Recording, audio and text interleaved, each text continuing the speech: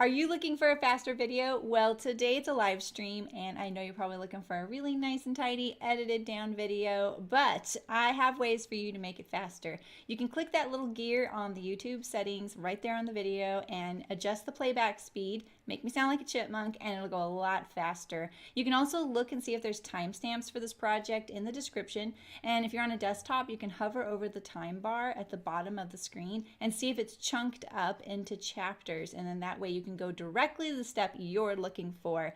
And lastly, you can also tap on the screen on the right hand side of the video picture or on the left hand side to make the video jump ahead, forward or backward if you're on a mobile device. And you can adjust that amount in your settings so you can have complete control over how much it jumps. So if you are on a desktop, you can use the fast forward or the rewind, and that will make it go faster as well. You can also enable subtitles, and the little CC on the screen will enable closed captioning. That way, if I am a little bit harder to understand with that double playback speed, the subtitles might help you out. All right, well, I know that it's not a nice little edited video, but if you sew with me, we'll get there together and it'll be lots of fun. And now for the live stream. Happy sewing!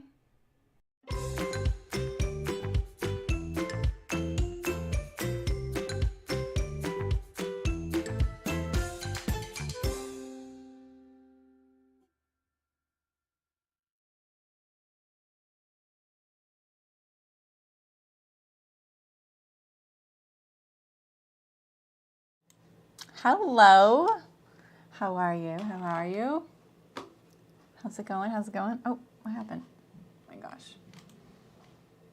Here we go. So I brought my serger over here. Hopefully you can hear me and see me okay. Let me know what you think. I know it's a little bright, but we have this pretty dark fabric today. I did my sound check and then I forgot to listen to it, so let me know if everything sounds okay. And you know, this fabric is so dark that we may need to adjust brightness and stuff, so just let me know. So, hi Lynn, hi Hannah, how's it going? Welcome, welcome, welcome. Hi Beverly, nice to see you. Hi Kelly, thanks for coming back. Oh, Malin, how's it going? Malin's got a brand new shiny wrench by her name. Thanks for asking or being willing to be a mod, Malin. I really appreciate it. So things probably look a little different for you, and I've actually never been a mod in a YouTube stream, so we'll help you and Terry navigate it all together. You can experiment on us, please do. So today I am making the Deer and Doe Sirocco jumpsuit. It's a knit jumpsuit. Nice. Okay, thanks for telling me that. Yeah, this fabric is really nice. It's got some. The colors I feel like don't photograph very well, but so you see that there's like blues, pink, coral, green, but it's not bright. You know what I mean? Like it's kind of subtle, and it's nice. You know what I mean? Hey, Carrie, how's it going? Yeah, no worries, no worries. So it is a knit jumpsuit, and I had no idea until I got the project, and I was like, or people requested it. So I did a poll in Instagram a while back saying, hey, what kind of knit project do you want to see sewn? And this is the one, the loud and clear you guys said this. You're blue. You don't like being blue? She has the power of the wrench. Yeah, Ray, you were going to lurk. Malin's wrench brought you out. She's already cracking the whip on you to talk. No, I'm just teasing. She can't do that, you guys. She can't do that. So Hearts Fabric generously gave us this project to sew, and once I'm done, I send it to them, and then it hangs in their store. So if you're ever in Santa Cruz, I know it might be a long shot for some of you, but I do hear from a lot of folks that are like, I was in Hearts Fabric and I saw a ton of garments in there that you sewed, and that's really cool to hear. And some gal even said, you know, I was there and I got to try on one of those things you sewed so I could kind of determine what size to make, and then she was making it, so that was kind of cool. So, and then I don't know what they do with them, but they live there. It's not mine, so, you know, it's pretty cool. As if you would need whip, exactly. All right, and let me tell you about the fabric, because you can get this from Hearts, and this week through Saturday, there is a little code right here, which is more generous than usual. Usually it's a 10%, and right now they're giving you 20% for my 3-year anniversary. 2 mods in the chat. Welcome, Terry. Hey, Sue. My chair feels kind of crooked, but it's not. I think it's, honestly, I think it's me. I'm going to leave my machine off so I can put my foot on the pedal, because I'm going to mostly use a serger today. I thought I'd bring it over here so we could have the face cam and I could sit down, which is really nice. So this fabric right here is the Victor Knit Black Wisteria. So I think it's Victor Knit Wisteria, and the color is in black. It may come in other colors. I haven't checked. Hi, Libby. How's it going? You opened yesterday's. Hi, Delta. Welcome. Isn't it early for you, Delta? It's pretty early for you, isn't it? Aren't you in New Zealand? Let's see what else.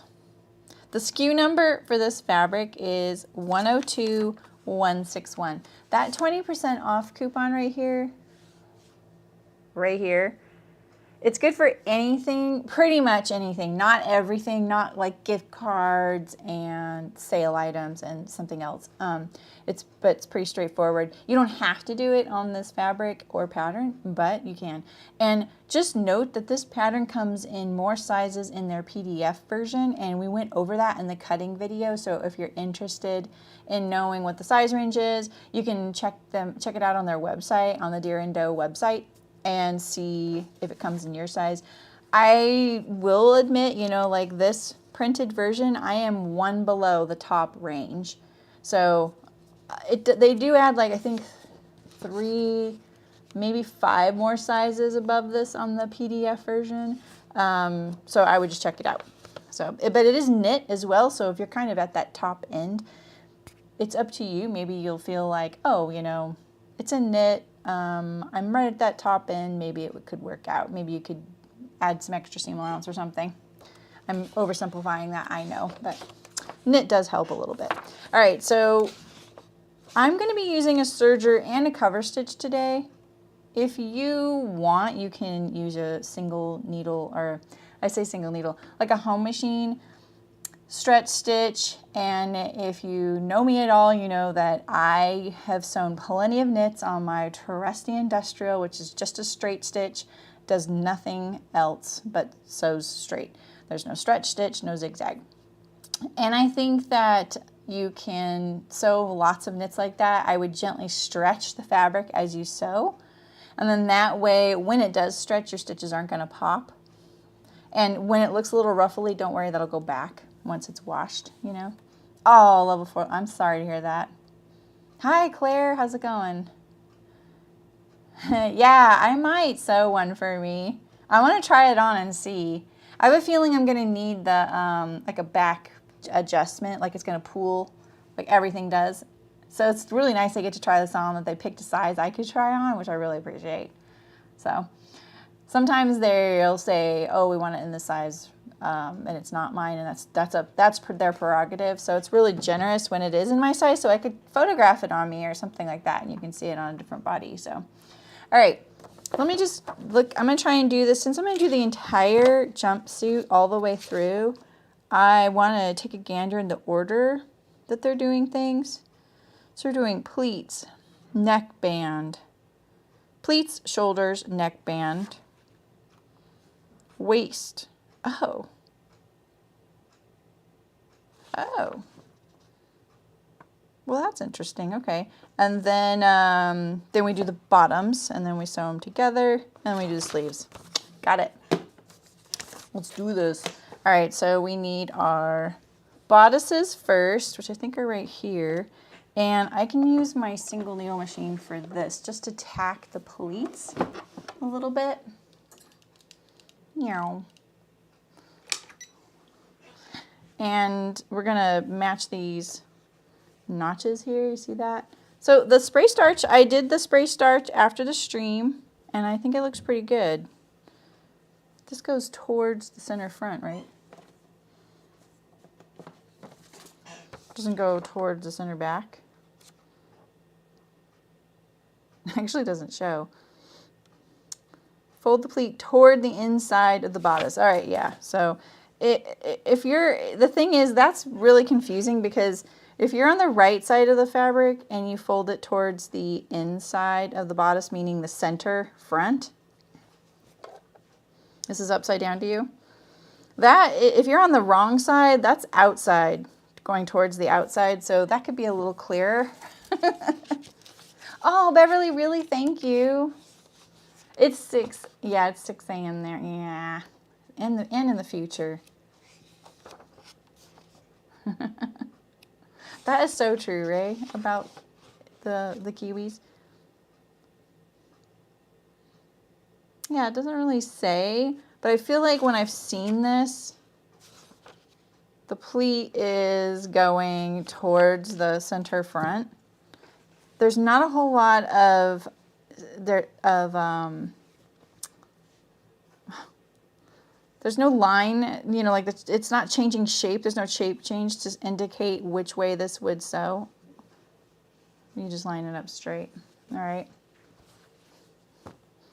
Beverly, you've done so many timestamps. I really appreciate it.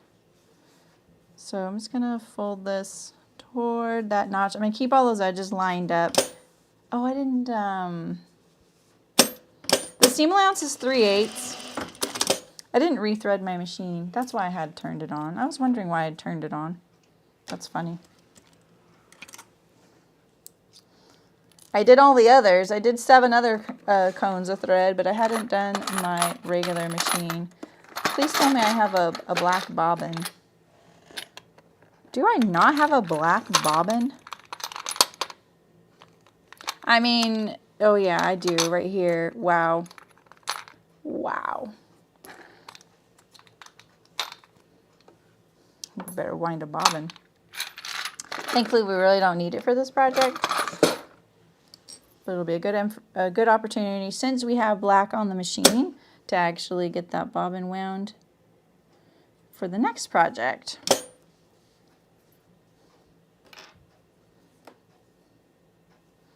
I thought I was all ready. Then there's one more machine.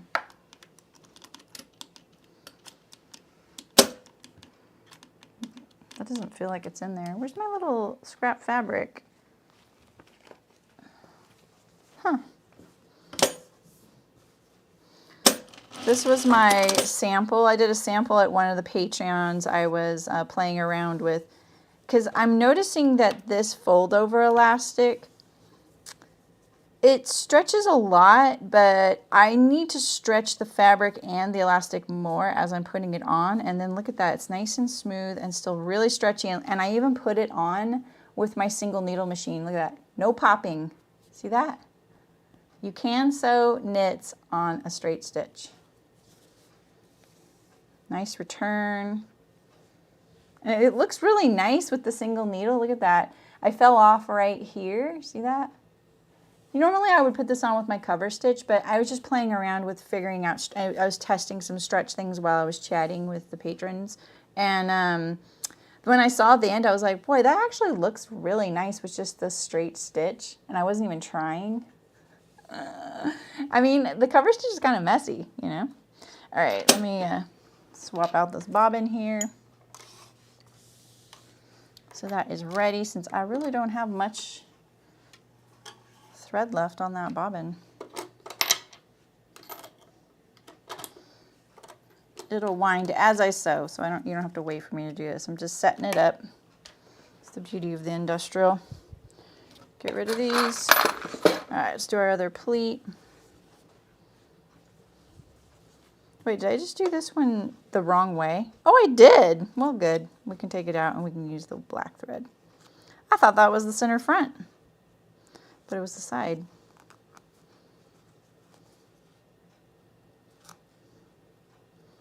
No back stitch and it's like already acting funky. Dang. There we go. So this one goes toward me. So I starched all my edges and I sprayed this starch on the back side because it was a little easier to manage getting the piece to lay flat while I did it. But I'm wondering if starch works better on the side it's curling too. So I figured this will be a good experiment. You know me, I like a good experiment. All right, so we got, and make sure all these edges are lined up and get your, just inside the seam allowance so it stays. Someone warned me about the pleats on this and I'm not sure why, but I definitely noticed. All right, so that we have our pleats on this, and then is this our back? This is our back.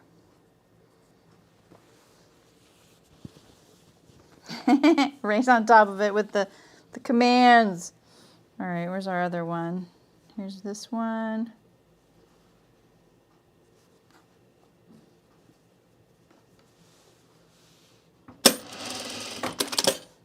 And one more. It's so busy I can barely see my notches.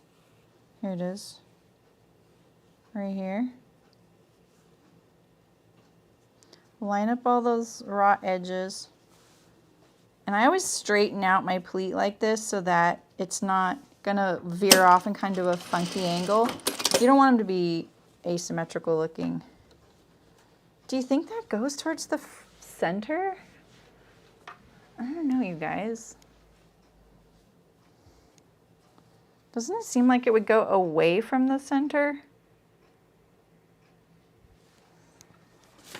You know?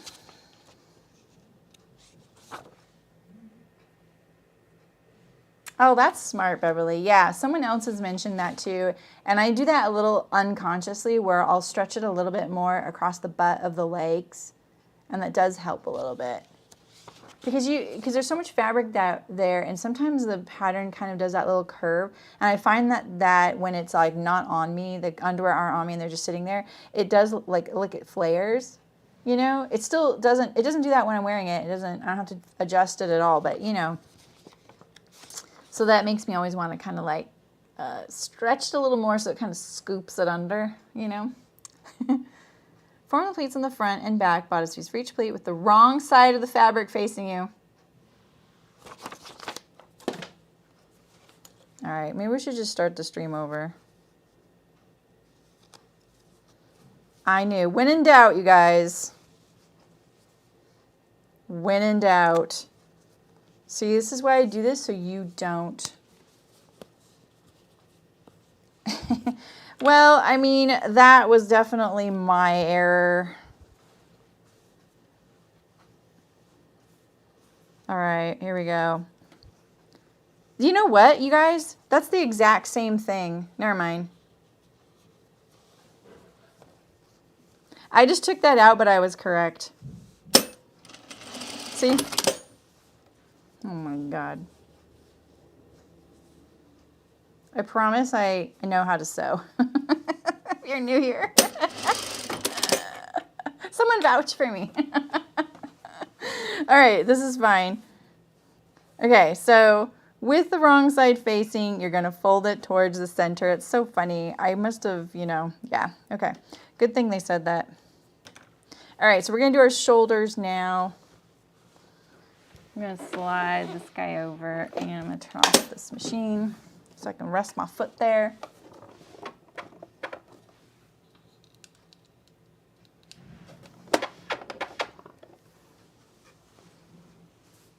Okay, and why is that, Claire? Is that because they're so big, right? And they can kind of like tilt and stuff.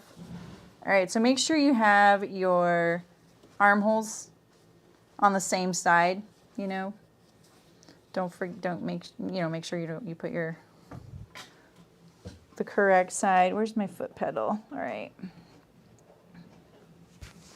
I have it kind of, I want to put it in a certain spot. I kind of like it when my machine's over here. I know it doesn't look like, it looks awkward right now, but that's, if I get the pedal perfect in the perfect spot, it doesn't move at all. I love it. All right, so this is a 3/8 inch seam allowance. My overlocking is about 1/4 of an inch wide, so I'm just going to trim a little bit off. Not much. And let's do the other one while we're here. Let me just chain it together. How does that look? Do you want me to make it a little darker? Maybe put the machine a little closer.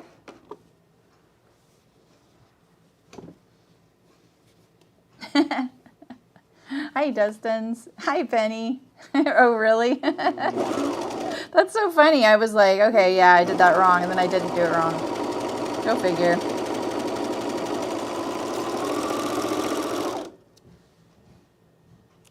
All right. And then we're going to do our neckband.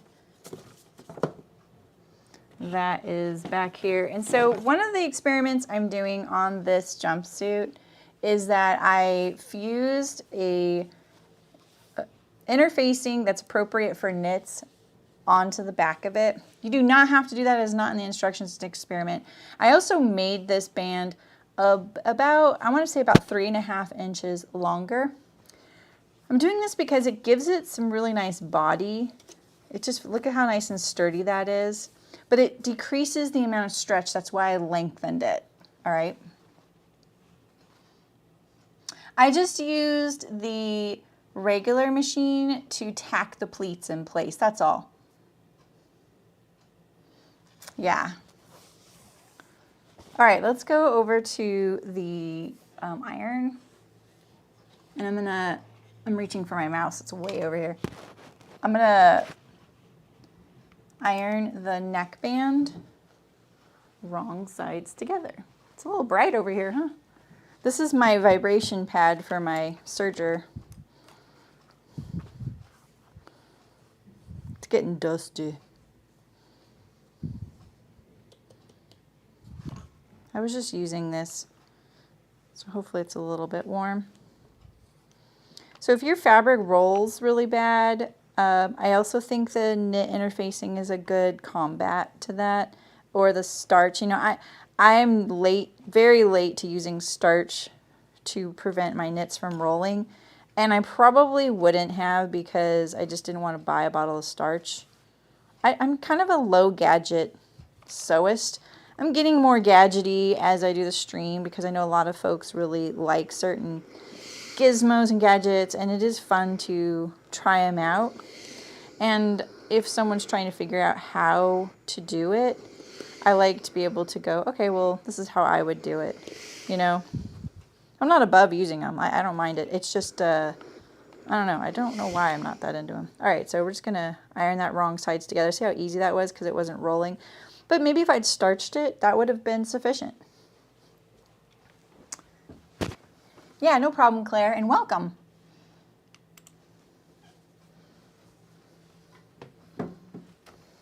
Are there a lot of pleats on the Zadie? Like, is it like two together, like two next to each other? All right, so now we're gonna overlock this neckband. So the neckband pattern is shorter than the length of this opening here along this really long neck. So here we are. Here's my center back right here. And I put a little notch right here at the center backs as kind of like a guide. There is a notch on the neckband indicating the shoulders. I'm not going to use that because I've lengthened my neckband, but I think that's a really great, you know, guide. I'm gonna notch the center of my neckband so I can kind of line it up there. And what I like to do sometimes is I'll be like, all right, this is non-negotiable. I have to make it there. We'll just put a clip there. And that way I just need to focus on from the bottom edge to the center back neck. Let's see what it looks like. See, look, it's not going to stretch much. That may be something, maybe I want to stretch it a little bit. Let's see how, maybe I'll stretch it a little bit. So I'm going to take off like a 1/2 inch of that extra length that I added. So I'm just going to hang it off. I'll true it up later. So let's just get it going a little bit. And then I'm going to find kind of the halfway point between this center back here with my hand here. And that's what I'm going to focus on. So I'm going to stretch it and then sew. So when you are, I say this every time I'm sewing things that have to be stretched in the serger, it's okay to stretch things in the serger, but it needs to be stretched, then sew. Do not sew and then pull, because really bad things can happen with your serger. So keep it pulled, and so that you kind of want to do usually like 6 or 8 inch sections. I'm doing a slightly longer one because it's pretty easy to manage.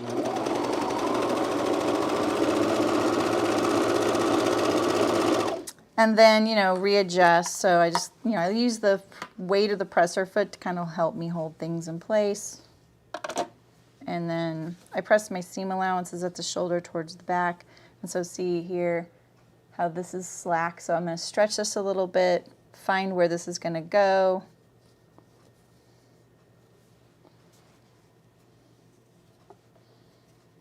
Like this. Keep it stretched, then sew.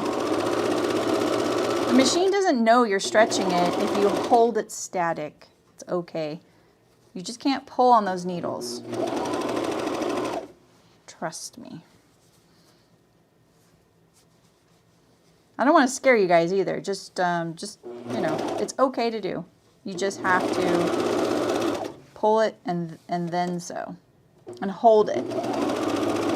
All right, so we're at the halfway point. Oh, I see. So the pleats match going top and bottom. Yeah. Oh, and they go opposite ways. Oh man. All right. So let's let this hang off the same amount the other side did. We'll just clip that. Find about the halfway point, about right there.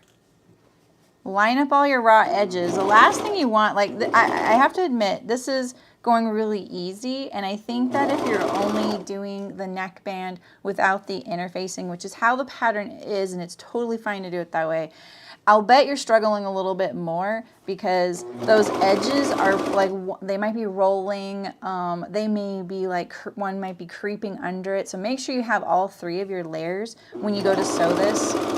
Especially this layer right here. See how this one right here is falling back? This is the other side of the neckband. I need to make sure that it's because of how I ironed it. You know, make sure I have that little edge all the way to this raw edge. Because the last thing you want to do is get to the end and this piece right here isn't caught in there. That's the side that shows to the world, so you can't even like, you know, pretend like it didn't happen.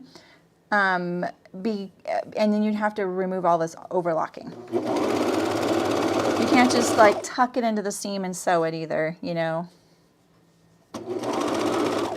I have to say, this little box is so flippin' fiddly to get on my machine.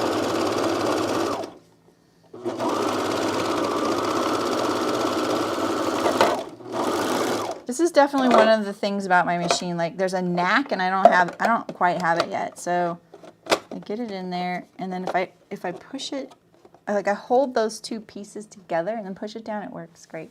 It's worth having. It's great. But all right, so here's our neckband. Looks very nice, right? And inspect it. Please inspect it. I feel like the one thing I used to do, and I still catch myself doing this, is sometimes you just don't want to know. I mean, raise your hand if you've been like, it's fine. And in the back of your head, you're like, I really should check that. But you kind of don't want to know. If you don't want to know, you absolutely want to know. If you are feeling that way, it's probably something you're really going to regret not checking if it didn't go, you know, like something didn't happen. All right, I'm just going to trim this flush here. Let's see, where's the other one?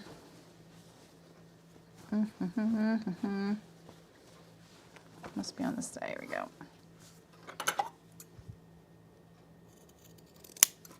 Okay.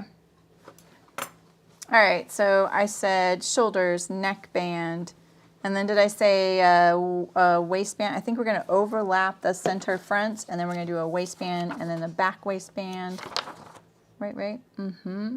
Oh, I need to cover stitch this.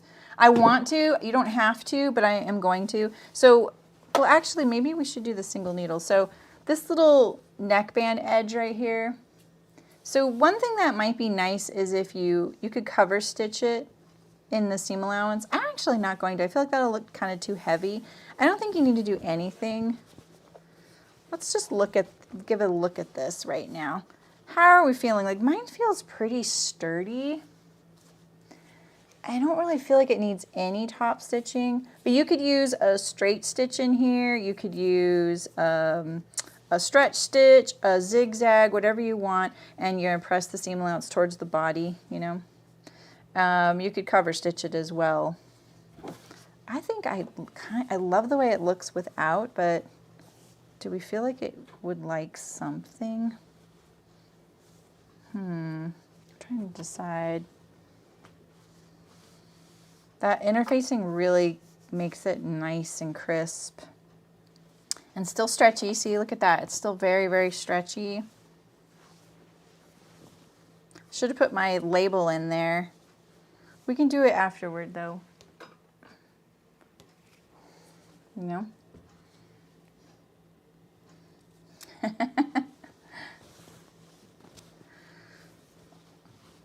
So this is gonna go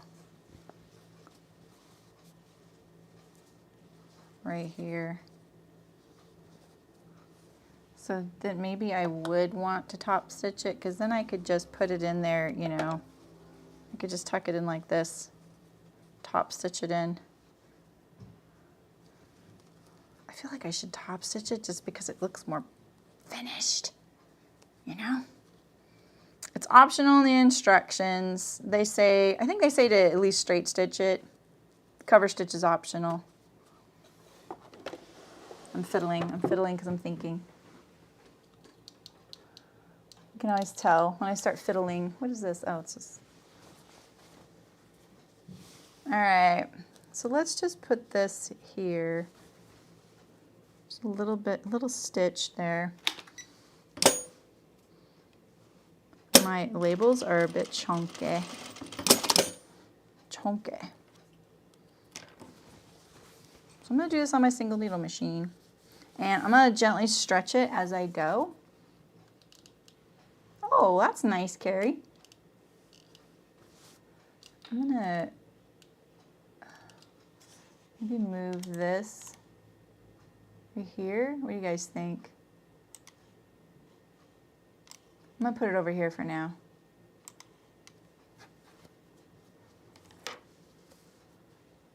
That way I can pull you down like this so you can kind of see better. So see, I have the seam allowance pressed towards the body.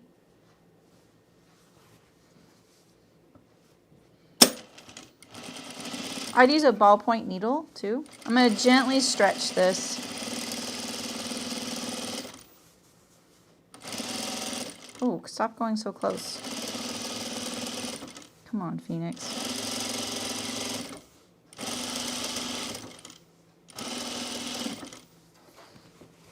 I just went through the shoulder seam. See that?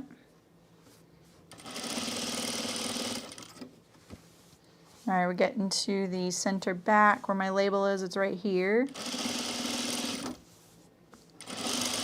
Oh. If I go a little too fast, my machine heads towards the ditch of the seam. And I think that's because the seam allowance is so narrow. All presser foots react differently, and I find that the presser foot wants, doesn't it? I think I just ran out of thread. I literally ran out of thread right there. If I had started on this side and went around, I would have run out on the side that's the underlap. But no. And I did it on a white flower. You know?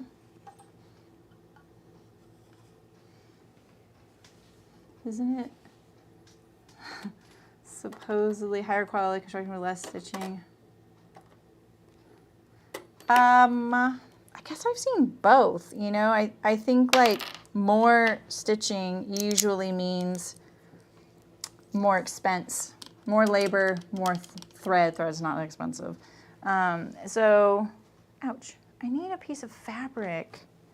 Why don't I have a piece of fabric over here? What did I do? Did I throw, I probably threw it in the mulch mat. I'm gonna get a piece of scrap over here.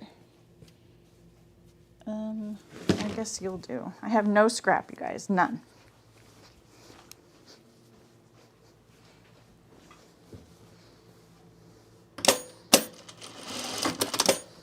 All right.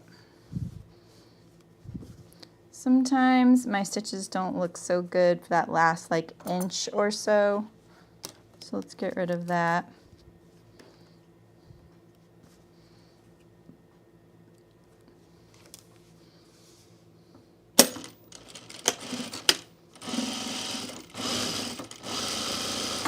If you're new here, I don't like back tacks in the middle of my stitching. That's why I was kind of being a baby about it. Still stretchy, see that? All right, so now we're going to overlap our waist here. I don't have much room to work, sorry.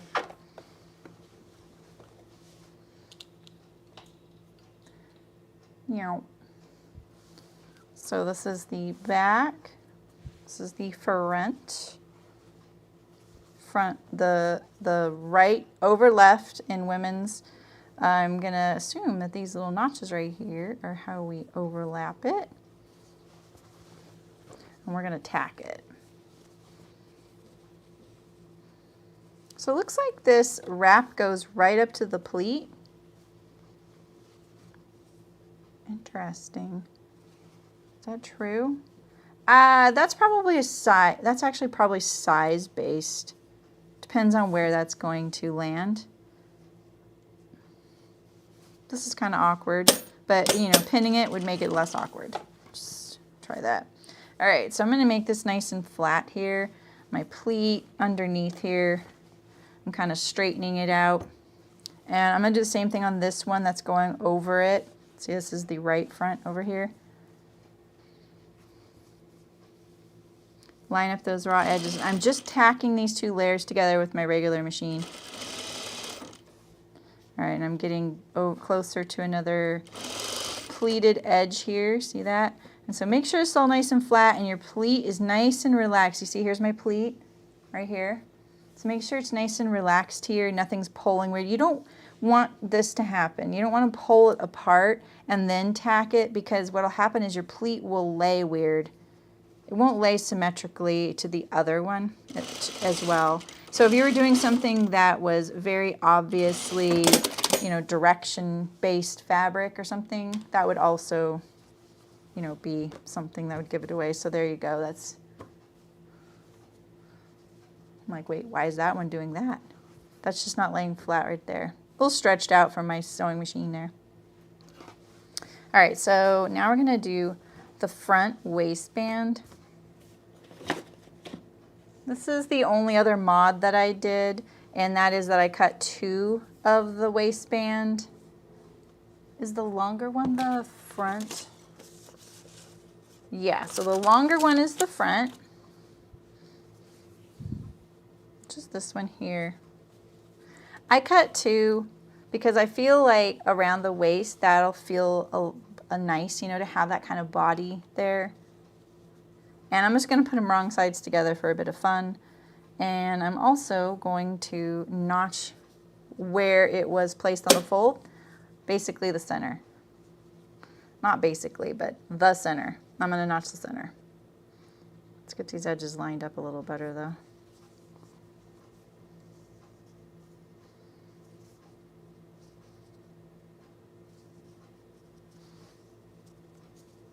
I'm going to do it top and bottom, meaning both long edges.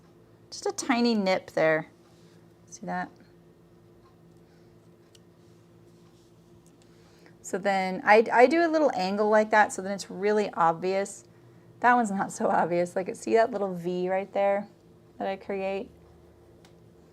What I like about these with knits is that when you're using your serger, sometimes, you know, when you nip into things to make your notch and it's just straight slid in, which is usually how I do notches, say you've had to overlock an edge and then you're going back and trying to find where the center was of that. It's hard to see because it was just a slit, but when it's a little triangle, you're more likely to notice it. This is particularly great with like gathered edges and things like that, even in wovens.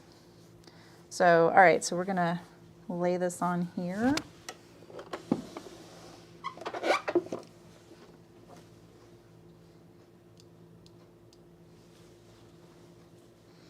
And let's do it with the waistband. This is harder to see. I'll do it wrong side up, but the waistband's right side to the outside, and I have, you know, these 2 layers, so I'm gonna make sure all 3 layers are lined up. I just lift my presser foot and set it down on most things. I rarely lift it up in the back unless I need to. And so same thing, you see how this is like falling, this pleat is falling away. Make sure it's relaxed. This is the one thing about serger sewing that can be a little tricky, is that you don't have your serger flush with the table, so your garment can fall off the serger bed here, which means it's like pulling, kind of pulling at weird angles, and it just adds a layer of complexity, you know, when you're trying to manage a few things. I'm gonna line that up to the center, and I'm just holding it right there. I'll worry about this later. I never use pins with my serger. If you want to do something, I would use like some sort of clip, you know.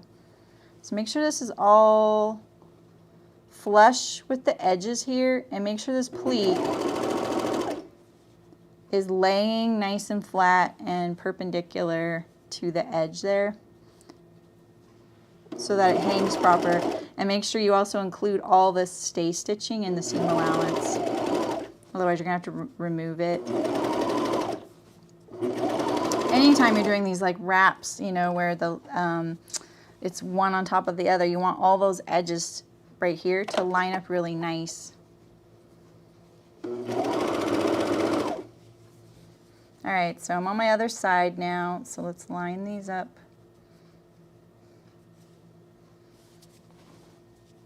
You have to barely pull this waistband. It's really not much. All right, so here I'm getting to this pleat, and you can see, look at that. It's kind of sloppy there. So I'm just kind of trying to make sure, get all these edges lined up. And there's, you know, the under front, the top front, the waistband.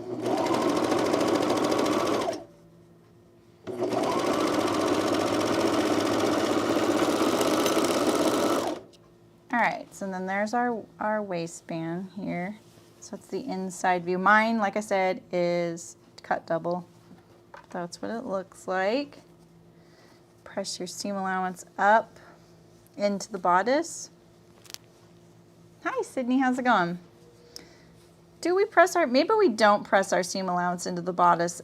This is too thick right here where your neckband hits on the under front and the top front. It's going to be too hard to make it stay up. I'm going to check the directions to see what they say to do, but more than likely you're going to be pushing it into the waistband. Get rid of this stray thread. That's from one of my stay stitches. And then make sure, like in this dark fabric, you wouldn't see my stay stitch, but in a lighter fabric you might. So just make sure none of those show. So let's see what they recommend for the seam. I don't think it's going to matter because there's no top stitching or anything there anyway, so it can do whatever it wants, basically. Okay. Press the seam toward the waistband. There we go. All right, so now we're on to the pants. You're not doing your side seam yet. All right, we'll set this aside.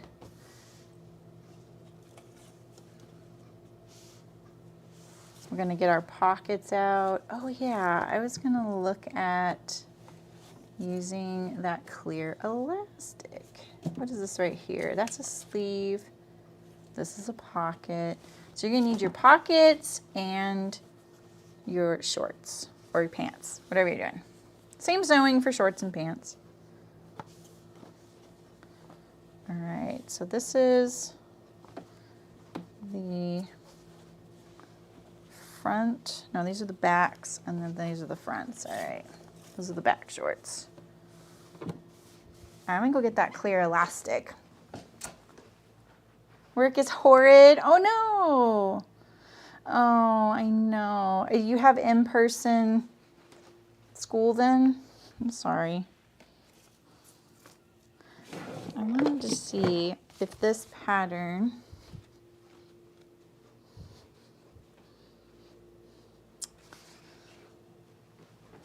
Heart sent me 2 projects at the same time, and this clear elastic was in there, which is something I need for the jumpsuit.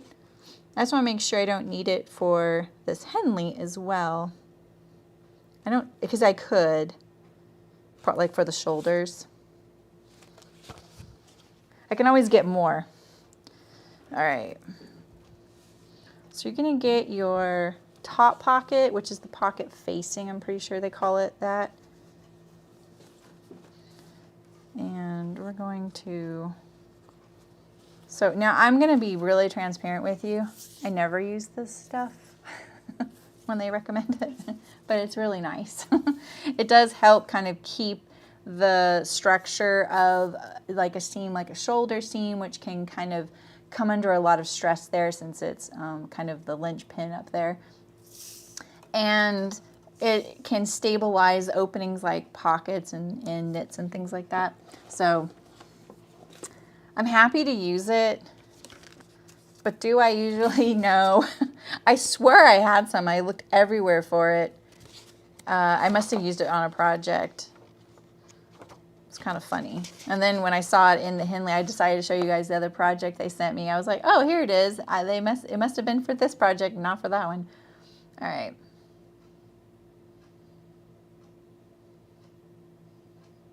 Yeah. All right, so first we're going to do our pleats on the front. It's a little easier to tell that the pleats go towards the front. Oh, I know. I was thinking about making some more masks too. I kind of need like a refresher, you know, like I'm just sick of my mask. I have a couple, but I just really wear one because I like. All right, so let's see. We're gonna, this pleat is pretty obvious. So we're looking at, this is the left front leg. So here's the crotch, the rise right here. See that? Sorry, it's very hard to tell on this small amount of space here. Let me pull that out of the way a little bit. And then we have the pocket opening is the slant right here. And then this right here is your pleat, and it's gonna go toward the center front, just like this. This one's a little easier to tell how it's supposed to lay because of the shaping, the pleat shape. And let's just tack it down. That's kind of funky, to be honest. It lays way better if I go the other direction. What the heck? Am I doing that wrong? No, it shows it going towards the front.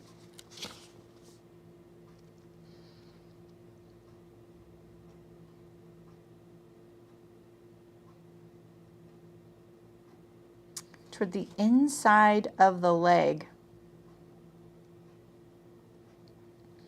Form the pleats on the front leg. For each pleat with the wrong side of the fabric facing you. Yes.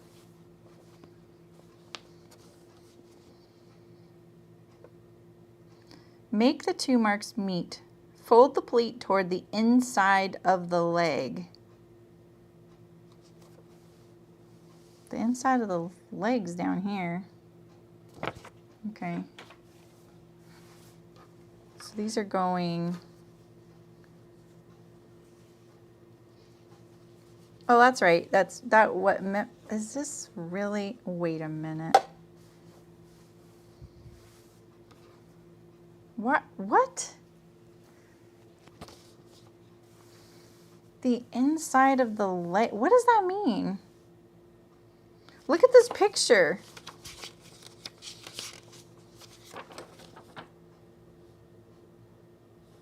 it goes all the way to the center front. Hi, Vovi. I'm not sure how to say your name.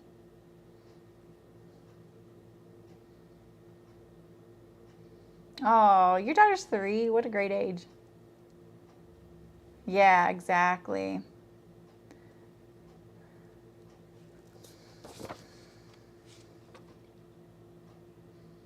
And in this picture, you don't really see it. It's like way over here. And then look, there it is. It's way back over there again. Okay, so if this is the right... Okay, the other weird thing is this the right... Wrong side... Oh, this is the wrong side of the fabric that's shaded. But that's not going to go to the inside of the... Wait a minute. Do you go like this? Like this? Wait, what? What is going on here?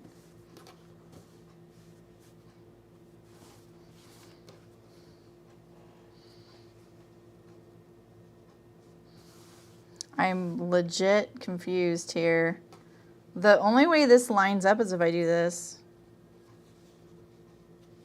See that? Look at how nice that is.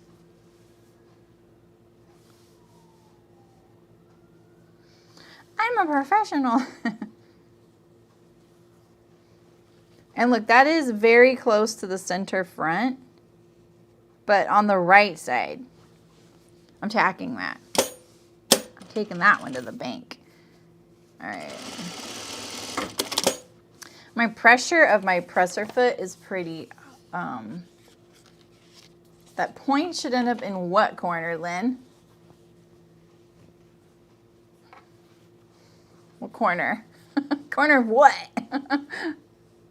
The tip of the triangle to the side corner here?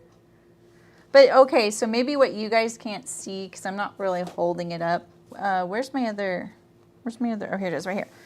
Is that there are notches. You see that? There's notches right here.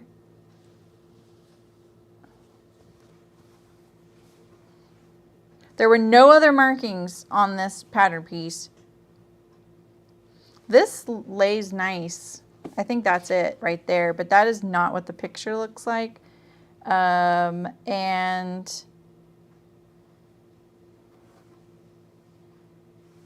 I am perplexed. Okay, see that way goes okay, right? See that? And it's almost there, see? It's almost to the center front. This is the center front right here. It's not the inside of the leg. If I go the other way and I try and line all this up, that makes a pooch. See it? It makes a pooch. This is sticking up above my machine about this much. I know it goes to the corner in the picture. I think that that's the smallest size. I'm going to hazard a guess that that corner goes to the center front right there. By the way, I just want to note that, do you see how the point goes all the way to the corner? Let me just tell you that that would be going past the seam line, and that's not good. That's not okay. My point is on the front of the fabric. What do you mean by front of the fabric? You mean the right side? There's really only one way this can go. So that pleat here goes towards the center.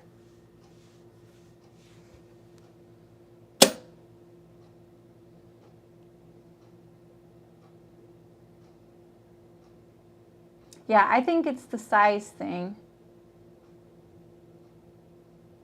Yeah, and if the pleat went, I just want you guys to note that if your pleat goes to the corner all the way, I'll show you what happens.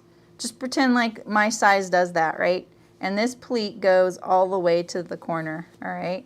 Like that, and this all lines up.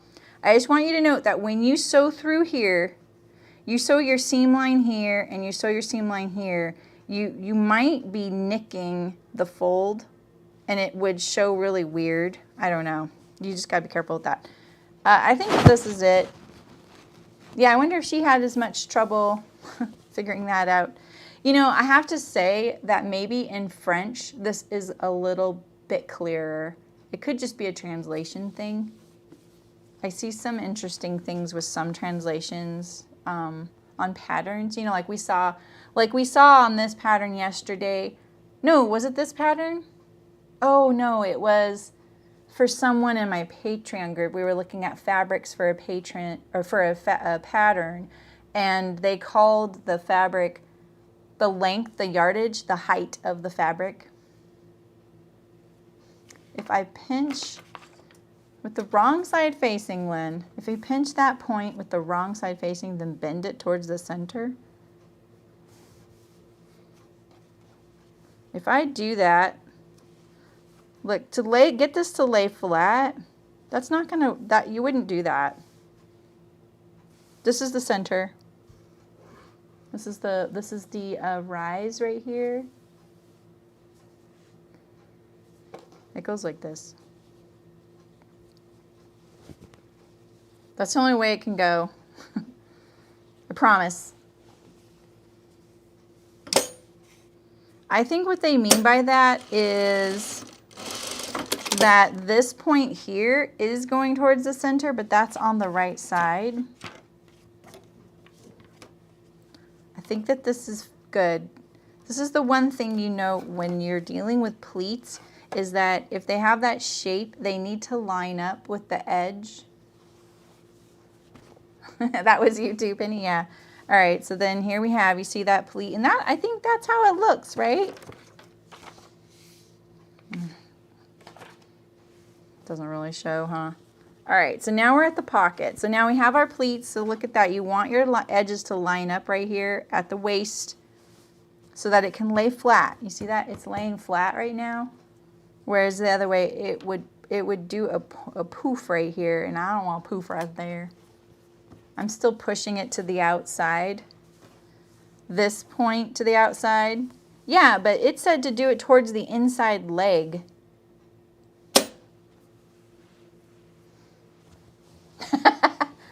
That's funny, Malin. Yeah, that's what it was, Penny. It was the Ikadi or Ikadi. Okay, so let's do our pocket. So we have our pocket with the slant here, this piece here, right? They're pocket facing. And I'm gonna make my fabric for these, for my pockets, face the inside of the pockets. I don't typically do that. Usually I like my pockets to face the right side to face on the inside of the garment. But with this black fabric, the last thing I would want is a little bit of the white pocket showing like this on the right side, you know?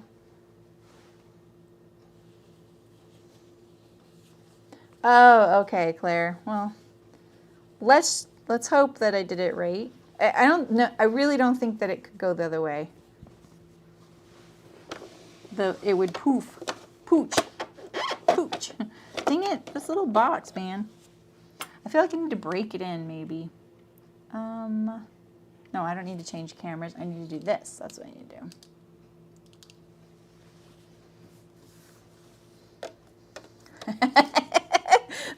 You guys are like the sports fans in the stands. All right, so I'm going to cut this. It says to cut it 9.5 inches. Here's one. I think I'd have enough for shoulders on that shirt if I do need it. And here's another one. We'll put the rest in the bin. I'm going to hold this while I serge it. Stop it. Okay, here we go.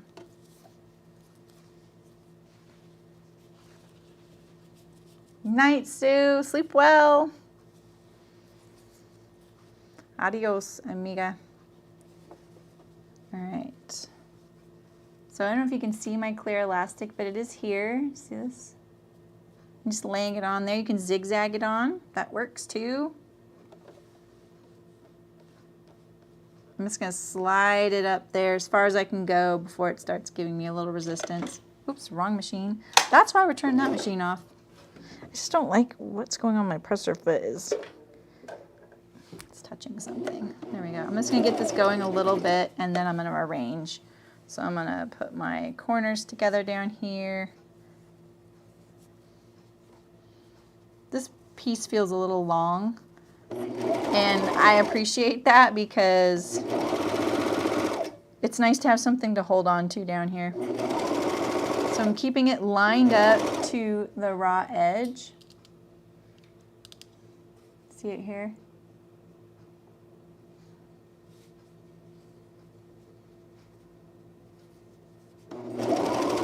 I'm not stretching or anything like that. I'm just on there.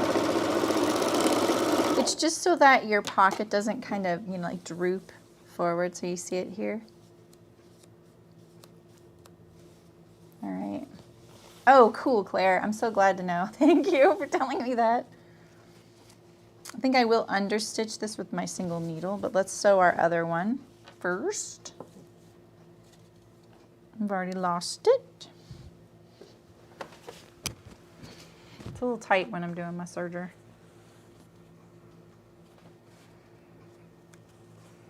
I think I'm going to do a Friday sews today, like for tomorrow, you know. I haven't done one in a bit. All right, so same thing. Put that in there. Lift up my presser foot.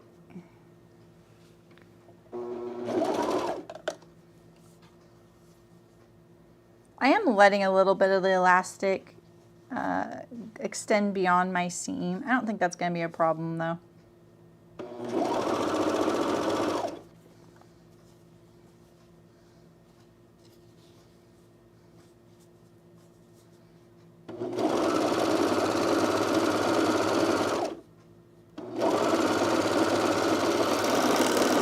Oh, so I figured out a project for tomorrow too. I'm going to tell you guys in a little bit. So just so you know, I do have a project, not tomorrow, Saturday. And it's a free pattern.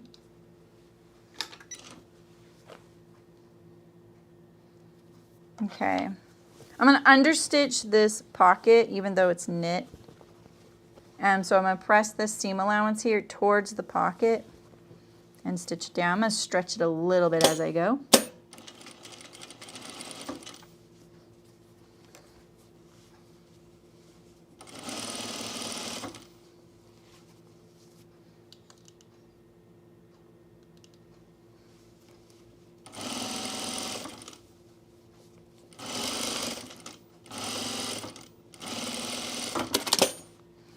And then that way it'll keep that pocket lining to the inside really nicely.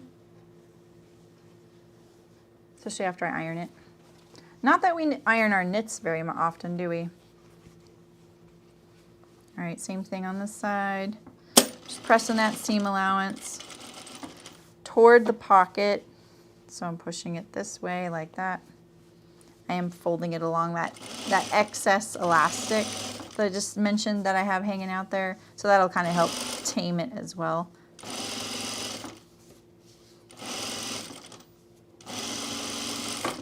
There we go. All right, and so now let's put our other pocket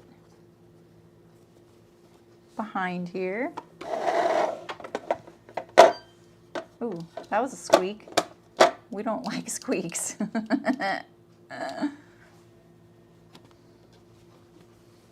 So this one you absolutely need the right sides of your pocket. Let's see, it's this one here.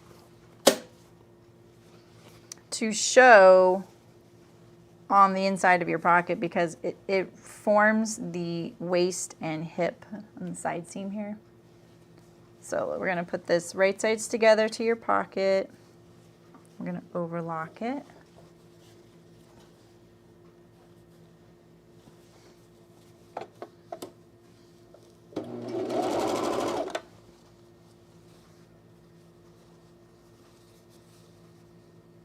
You know, I was thinking about how fast this is, and I think one of the reasons I've always really liked dresses is that it's a whole outfit, you know?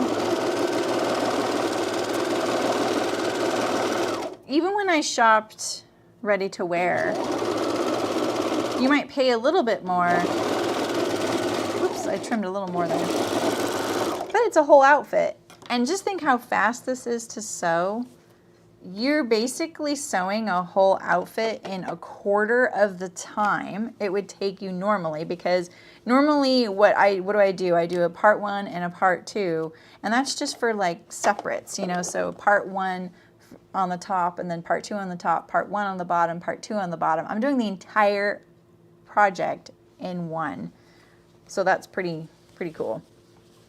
If you need something kind of chic and easy and you have some knit and you need it for that night, this would be a good bet.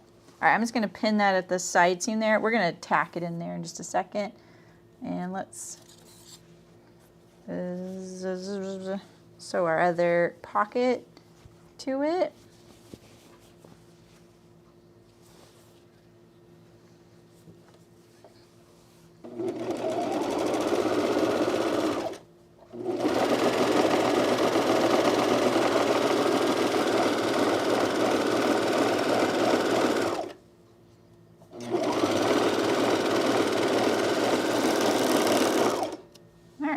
So let's tack it. Let's do maybe do our center front seam first. That way we can, yeah, let's just do our center front seam anyway, because we're here. We're gonna put the center front rise together. Now this might be an area you want to reinforce with the extra stretch stitch, since it is your rise, especially if they're snug or something like that, you know. Knits, I feel, in my opinion, oops, I trimmed a little too much there. Knits are kind of frail. They definitely don't last as long as wovens. You know?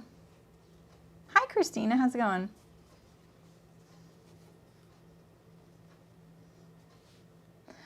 Really? So do you think I did them wrong?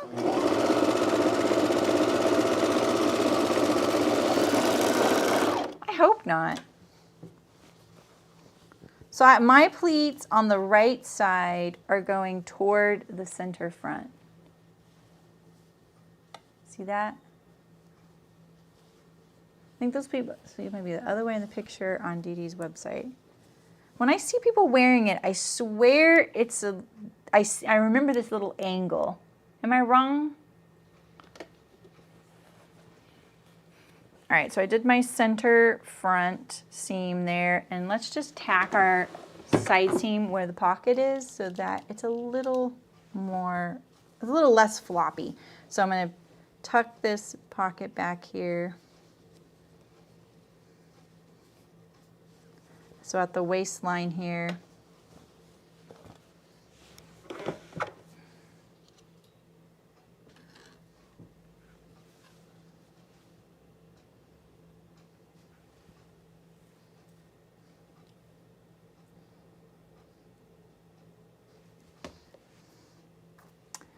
Cake. That your last names are really that similar, Carrie? Wow. All right, so we're looking at my short with the waist right here. All right, so here's the center front seam that I just sewed. Here's a pleat. We're gonna like keep that relaxed there, and then I'm just lining up this pocket here with the waist seam. See right here? Get all that lined up nice. Pockets can kind of make things hang funky if they're not lined up right here very well. They're almost like a pleat, but they're not. They're not a pleat, but you know what I mean. They have, because there's seams there, it can make your garment act like it's pleated if it's not lined up well. And then on the side seam here too. So you see here's the waist, the hip, the pocket is right here. I know it's really hard to see on this fabric. Let's get the side seam lined up here, and we're just going to stitch it all through those layers in the side seam. I'm just going to trim off this excess here. You don't have to. It just looks nicer as I go, you know. All right, and we'll do the other side now.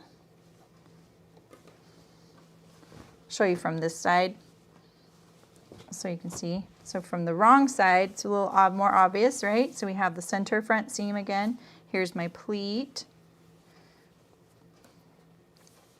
I'm going to pull this pocket opening like this. I would iron it, you know, makes this part probably a little easier. Fold the pocket, get all these raw edges. That's my foot, sorry. It's making the press foot go up and down. Just stitch it inside the seam allowance.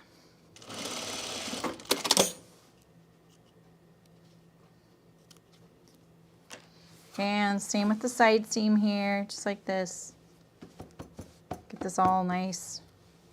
Well, it's probably not gonna, yeah, it's not gonna feel flat because of that pleat.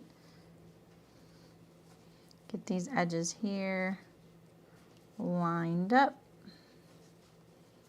The fabric is definitely behaving a lot better after being starched.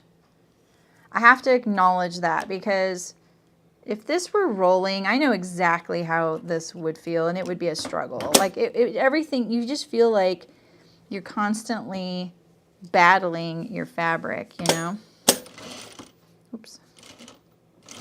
Why are you acting that way? Did I just thread you wrong? What kind of funkorama is that? Everything looks good. Maybe I wrapped it around the needle.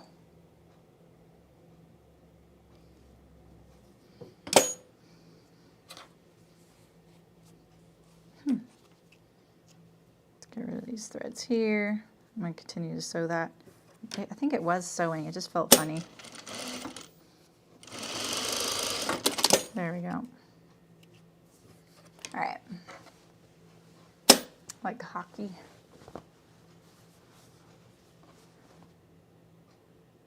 Yeah, that's funny.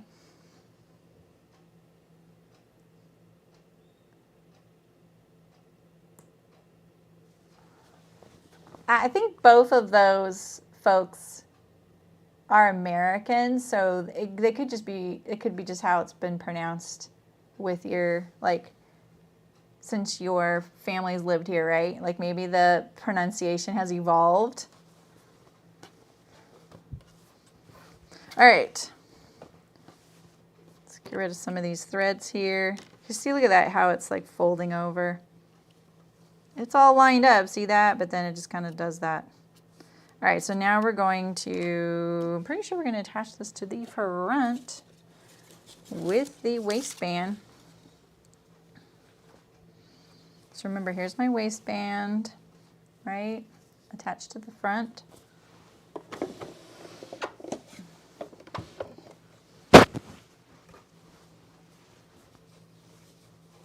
And we have our center marked along this waistband edge.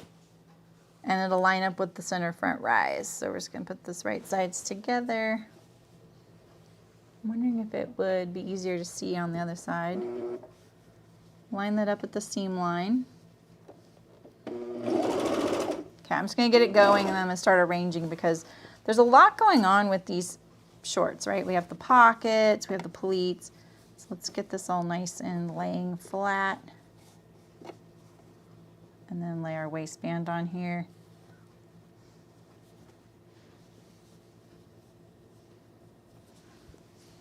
Because it looks like it goes right to that front, so there's no stretching of the waistband. Just so you know, at least on mine. I wouldn't think it would be different for any other sizes. That would be a very unconventional grade.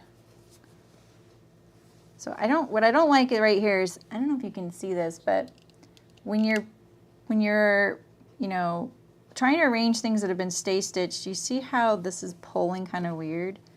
So let's get our pleat lined up. You can even, if it's really bugging you, I know I'm being really, you know, particular about this. I'm just trying to illustrate the fact that you really can start getting these things to lay funny, like hang funny when you're wearing them, if you're not careful with how they are as you're sewing them. You can even just pin them like down here away from the seam. Because this bed of the machine is so small, it's kind of making my project fall off. You can press this seam what other way you want, whatever way you want. I'm going to press it towards me because then it'll, what's the path of least resistance? All right, so here's your pocket, right? You got to make sure that's still flat.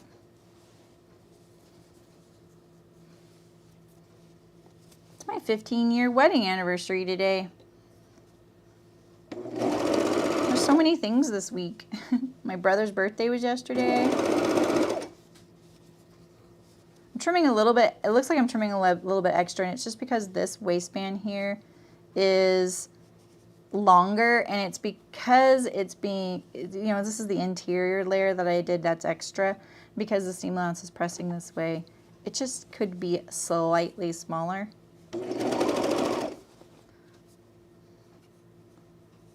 Just keeping all those layers nice and flat.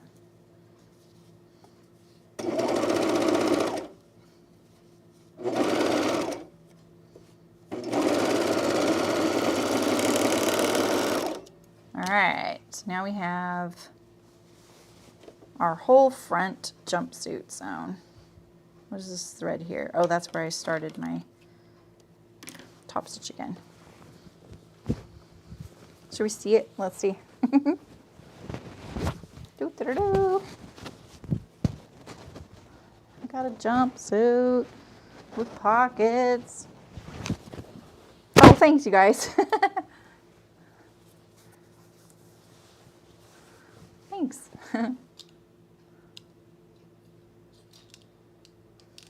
Aw, you guys are so nice. I was just like, it just popped in my head. I'm sure my husband will outdo me like he always does, you know. Okay, and this is how it looks on the inside.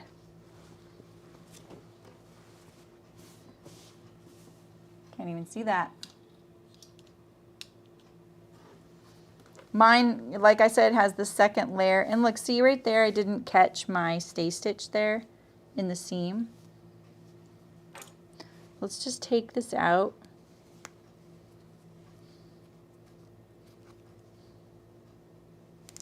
So we don't want it to show on the right side. Just got to be careful around your serging because you don't want to accidentally pull out your serger, especially since I did sew through part of it. It probably will be tethered at in those spots and not want to come undone. Let me trim this close. Let's see how it looks on the other side. Let's actually see what it looks like before I pull that juicy thread. There we go, there it is. I don't see any others. Oh, right here a little bit. See that? It's so many edges, I'm not even surprised that some of that's showing. It's probably not showing on this side, it's probably on this underside of the neckband. There's a lot of layers there. All right, let's finish our back shorts. We're almost done, just so you know. Probably doesn't feel like it to you, but we just have darts and center back rise. We have the back waistband, which I haven't sewn to the back bodice yet, and sleeves. I mean, like, this is all pretty quick stuff at this point. So we're gonna sew the darts on here. Oh, yeah, right, Carrie? It's kind of crazy. Yours is in July. You always remember a couple weeks afterward. Yeah, I think that would normally be me, but I've learned that I would be the spouse. I know the date. I would never forget that, but I've definitely missed it, especially when our daughter was in school the first few years, because school would sometimes start on our anniversary. You guys see that? Okay. I'm not a big fan of darts on knits. They are nice for shaping, but I just feel like, you know, darts are kind of weak. I mean, knits are kind of weak. I'm going to hand tie my dart ends here.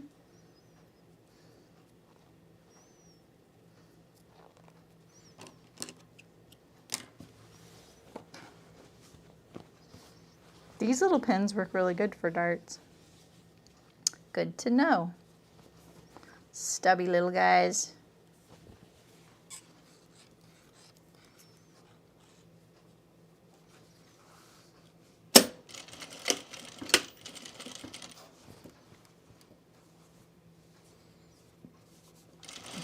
Make sure that's, so you can tell my presser foot pressure is a little too much. See, it's pushing that top layer. That's a little better. Could be a little more lined up though. So when my presser foot pressure is too heavy, you can, I mean, maybe you can't tell, but it'll push this top layer like that if I exaggerate it, you know. I have to lighten it a little bit.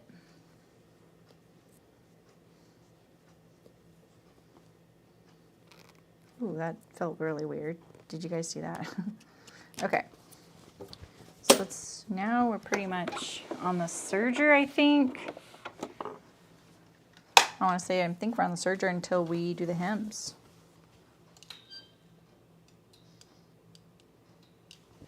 All right, so this is the short back, and we're going to do the center back rise. So put these right sides together. And you can see this is the rise right here.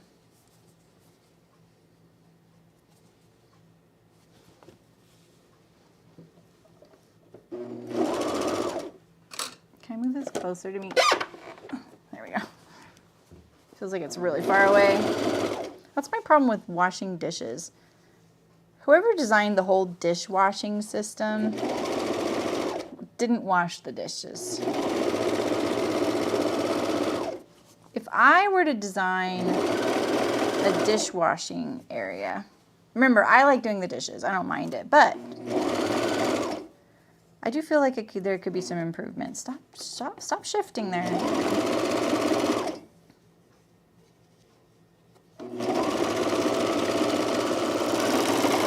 First of all, I would make sure I always had a counter with the bowl, is that the bowl nose where it has the little lip so that the water doesn't go onto my belly, because I hate that. I hate coming away and I'm wet. The other thing is, faucets should have been designed with just a slight angle pointing away from you, okay? The other thing is it should be longer and closer to me so I don't have to lean over like this at a weird angle, you know? What else? I mean, let's make dishwashing at least ergonomic. All right, so now we have our back shorts here. Let's put our back waistband on the bodice. This is such a funny way to put this together in a way because of the side seams not being done yet. You know, so it's like this really long garment. If you were doing the pants, I'll bet you're kind of pulling your hair out right now because the pants are probably like these really long things getting in your way. I think that if I were to design the instructions on this, how would I do it differently? I don't know. I don't think you can do much different. Because you kind of got to do the neckband pretty early on. Unless you put a seam at the shoulders of the neckband. And let's face it, that's just not as nice, you know? It's just not as nice. All right, I'm nipping the center of my waistband. And again, I use 2 layers. You don't have to do that. Just an experiment. Gives it more body. This knit is really nice and lightweight. I don't think it's too lightweight for this at all. It's not like a really lightweight bamboo or rayon, which I think would be nice, but those do feel a little bit thin and revealing. I would absolutely do 2 layers for something like that. All right, so let's sew our back waistband onto the back bodice.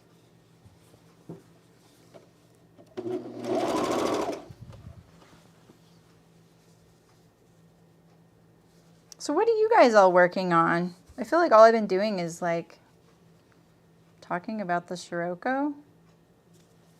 It's been a little bit instructional today, huh? Sorry. Not very chatty. What are you guys working on? I know some of you are probably working, pretending like you're not watching a live stream. Okay, remember, all your pleats, they need to be relaxed and flat, not falling off at a funky angle. I lined up my center, and then that way it gives me kind of a halfway point.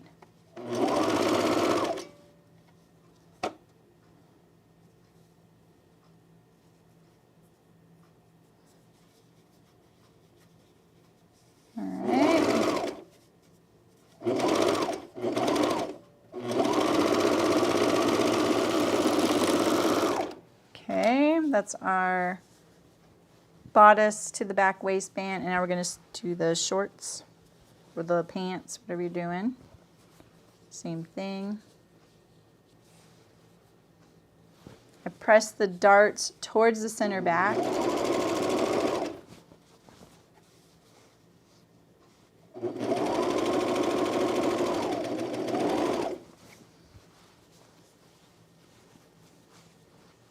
Oh, you're making the Appleton?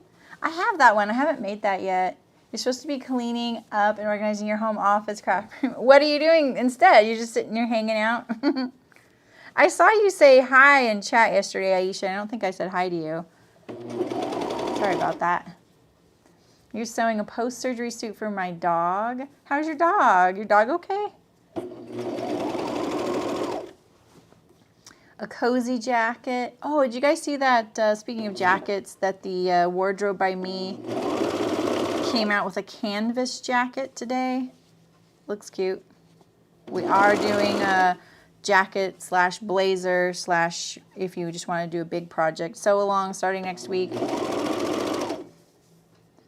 Your third. Oh, cool. Oh, yeah. I'll bet, Sydney. Hopefully you'll start feeling more like yourself soon. All right, so now we have, look at this long thing. Oops. All right. So let's see. I want to see if they have you do the sleeves.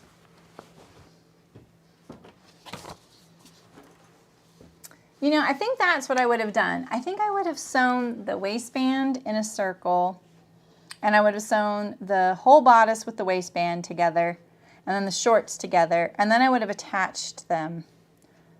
I think that would be a little bit more manageable of a size to deal with on your machine.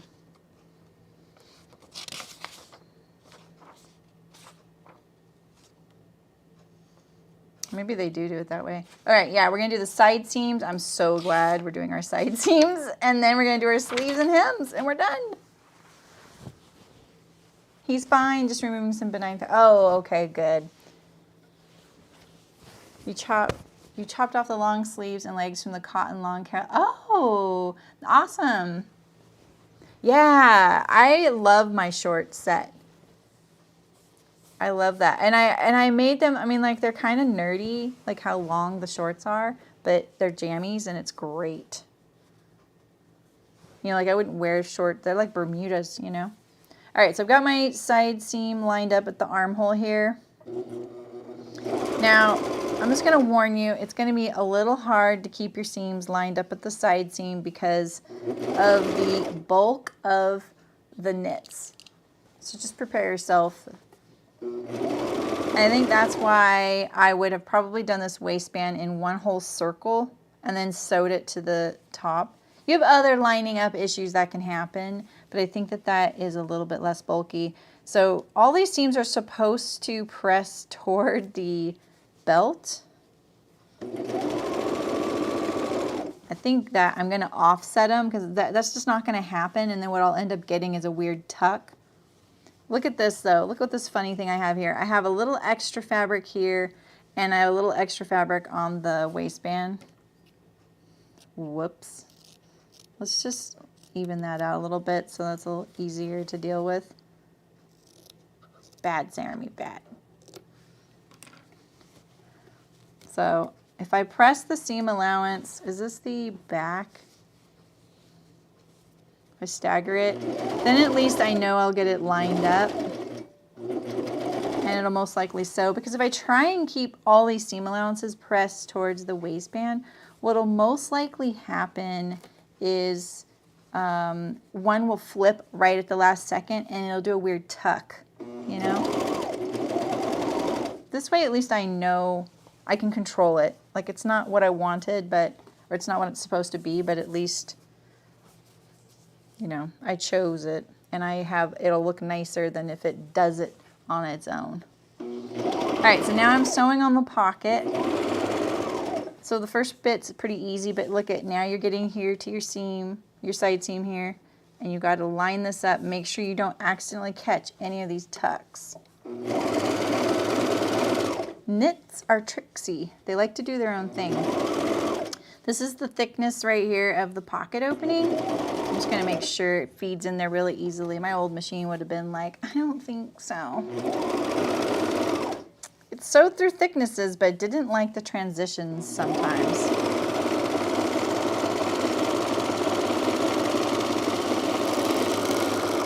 All right, there's one side seam.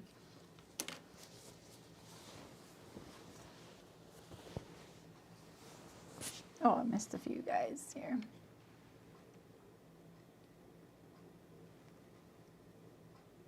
Oh, you're much better. Oh, good. Oh, interesting. Is that how you can tell, Sydney?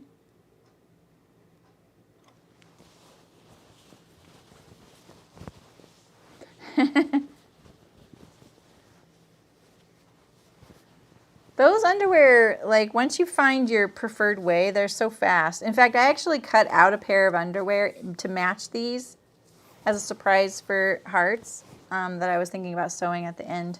All right, so I have my other side seam, same thing.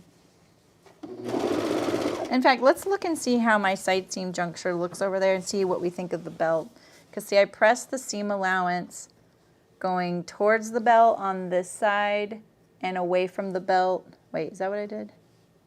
No, this is away from the belt and that's towards the belt. And look, it lines up pretty good. It's a little tiny bit off right there. You don't really notice it though. You don't really notice that the belt's not pressed the way they suggest. So this one got pressed. I think the front was towards the belt. Yeah, okay. I'm going to be consistent at least.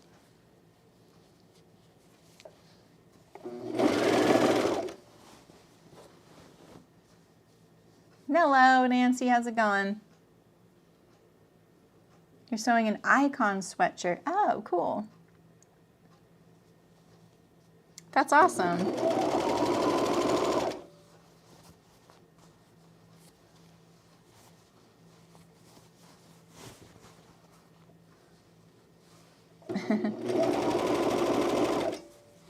Yeah, I'm not eligible for any kind of a booster until like January. Same thing. I'm pressing my seams the same way as the other side. So on the front, on the other side seam, I press the seam allowances towards the waistband, and on the back away. There we go. All right, now we're into that pocket area. So we have this little free section here, and then when I get to this side seam spot here, let's get that to lay a little flatter. We can line up our bottoms here. This is the pattern that has the one curved hem and one not curved hem, right?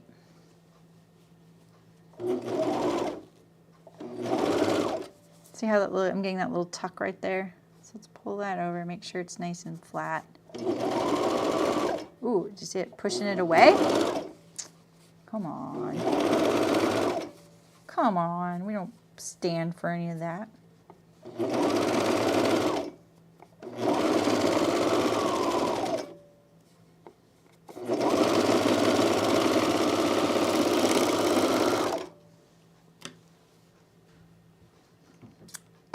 Right, Beverly? Matching underwear, secret smile. You know what's really funny though, Beverly? In my head, I was like, oh, this would be so cute with matching underwear because they sent me enough that I could squeeze those in. And I was like, oh, that's perfect, little bloomers. And I was like, this isn't a dress. Like in my head, I keep thinking this is a dress, but it's not a dress. It's a jumpsuit. All right, so now we have, look at that. We have our whole thing together. We just need our sleeves.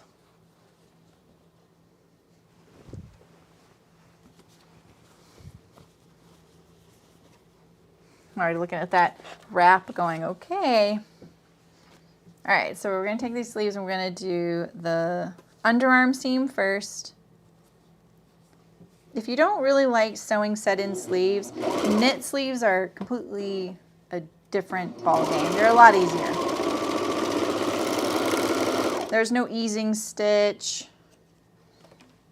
No problem.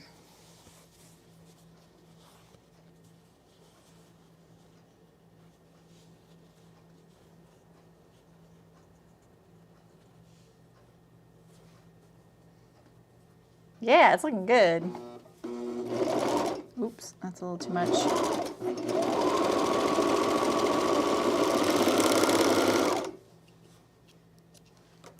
All right, so this is my back sleeve. Wait, this is my back sleeve. Stick it in there. I always do it from the sleeve side with the garment inside out because it's a lot easier to put it under my machine and serge it. And I'm going to press the seam of the underarm towards the front of the garment and the side seam to the back. That way they line up and it's not as bulky, you know. So I'm going to clip this right here for now. I don't really need to, but I just want to look at where the notch is on the shoulder and the cap. We're going to put a little clip there and press the seam allowance towards the back. All right, so I'm going to start just behind my clip here.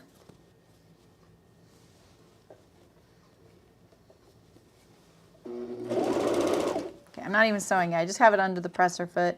Now I can just kind of let this go.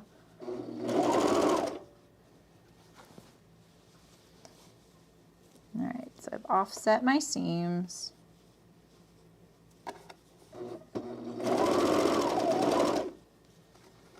Got that done, and now I can kind of focus on this and see how is this all lining up. This is no problem. You know, it's not, it shouldn't be any different. Knits don't need to be any different. Sometimes they are, but it is usually the same.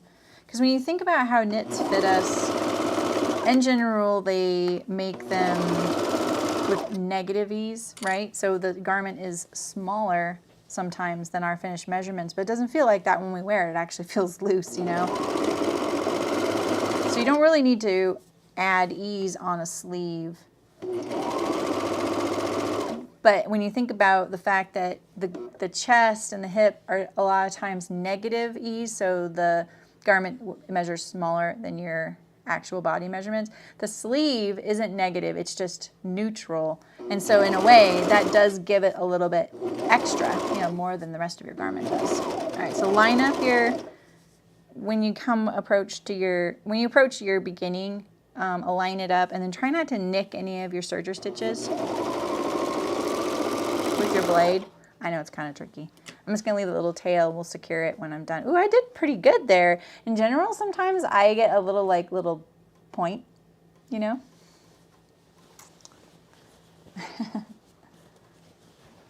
Yeah, exactly, Melinda. I agree with you there. All right, some last sleeve, and then we just have the hems. And then I'll show you what I'm gonna make on Saturday, which I think you guys will be kind of into. So if you want to join me, you have time. And it's a very size inclusive pattern and free. I'm going to be using my Minerva.com fabric, my first project. I really got to get the hang of the Minerva thing.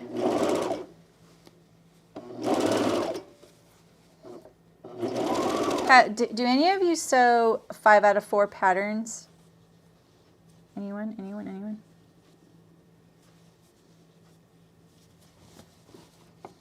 All right.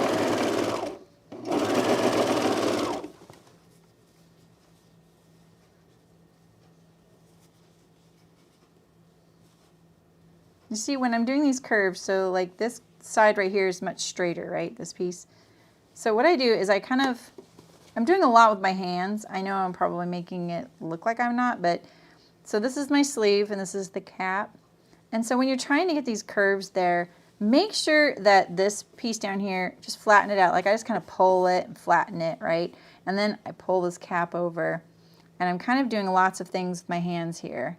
I'm kind of scooping the sleeve like this with my hands. So it kind of straightens out that curved edge, see that? And lines it up. And then I kind of have to reposition every time. I press my shoulder seam towards the back, which is towards the machine, which is always a trickier one because it likes to flip at the last second sometimes.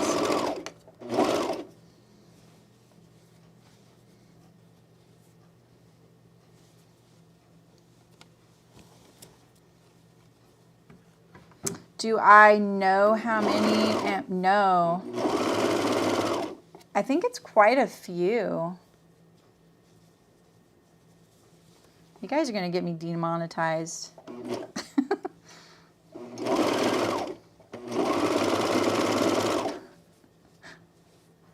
I don't know, Beverly. I saw, though, that Maria from, what is her Sew Organized Style? Velo Sews Maria.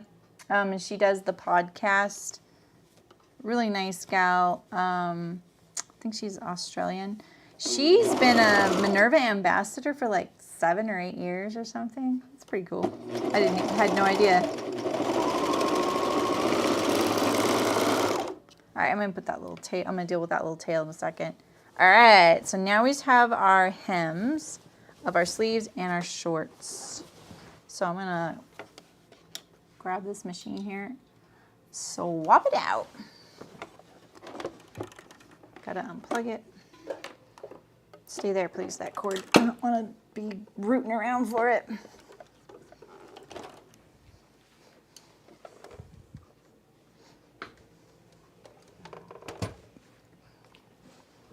You should see when I'm recording a video right here with these machines. I really need like a little table here so I can do this because it's a lot of swapping at a certain point. It'll be for like a 4-inch seam. Unplug, lift camera, swap, walk. I was like, one of these times I'm gonna trip, I'm gonna drop this machine. I'm such a klutz. Yeah, it's cool, right? I know you guys want to talk through things like that. I understand that. I appreciate it. All right. Oh, I didn't sew the inseam. I didn't sew the inseam. Yeah, I can't fake that. Let's do the little cover stitch tango one more time.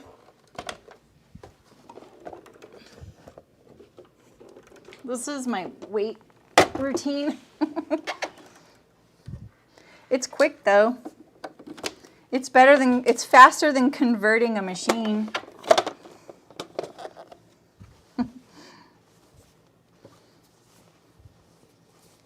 All right, so you're gonna line up your inseam, and with your rise seam right here, this crotch seam, if you moved, you know, like pushed your rise seam a certain direction at the top, I would just press it the same way.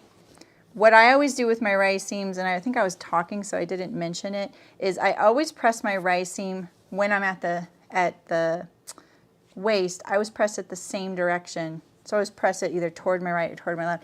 That way when I do the rise or the inseam, they're offset from one another, because that's what happens if you do that.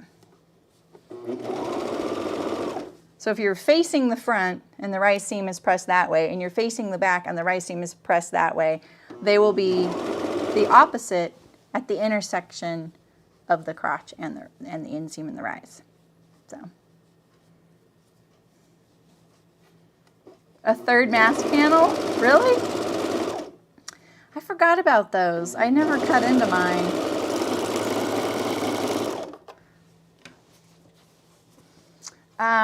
Yeah, well, that I kind of just tried it one day, Libby, and I was like, oh, cool. This makes this so easy. So I just swap it out. Ooh, that's such a good question, Kate. I love that. What is the one thing everyone's afraid to sew? You know, I'm not afraid to sew this. I just haven't done it, but I haven't sewn smocking yet. And I want to do that really soon. Universally comfy strap for everyone.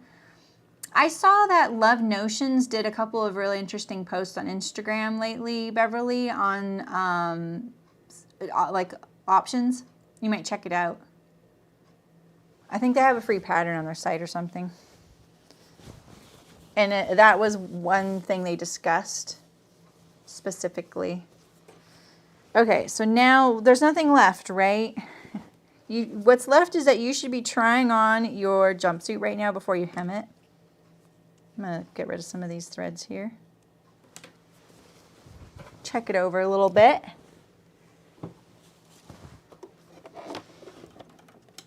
Corsets and jeans.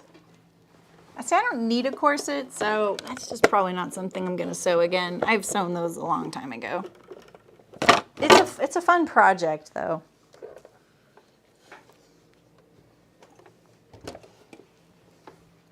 I love sewing jeans.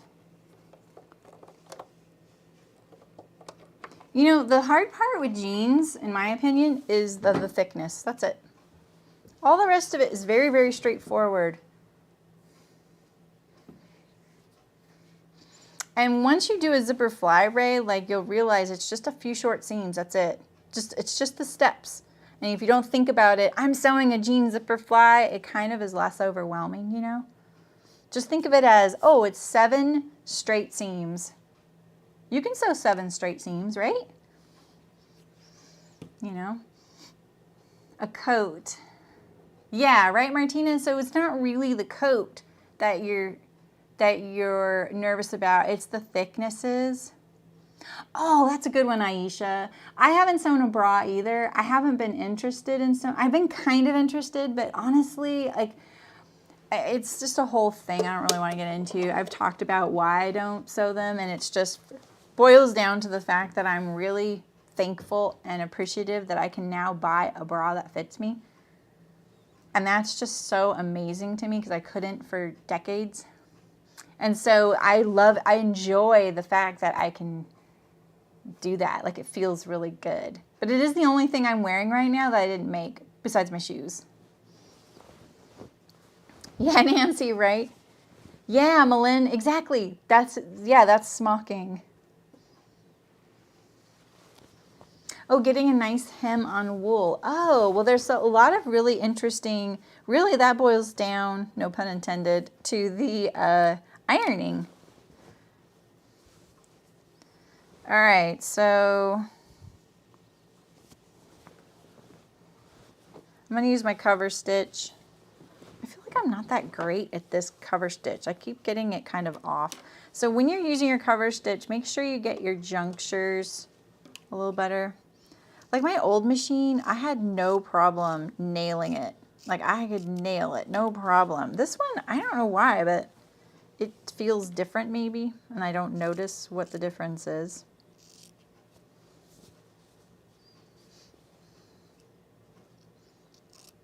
So yeah, if your fear is coats and you want to join our Blazer Sew Along, go for it.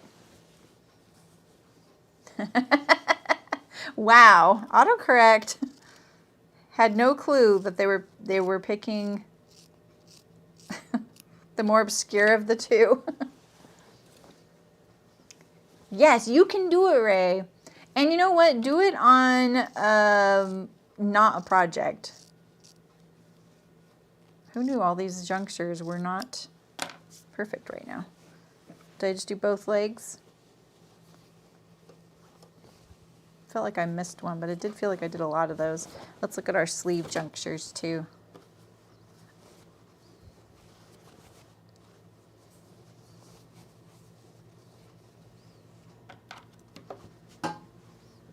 Anytime I see a tweet from, I only have one account that goes to my phone for tweets, and it's Butte County, like all the emergency services. But they just did one of, it's National Dog Day. Like, oh, okay. It's not an evacuation. It's not the terrible air quality. It's not a phone scam or someone you've arrested that you've been looking for. It's Dog Day. Great. Oh, did she get like timed out or something? That's so funny.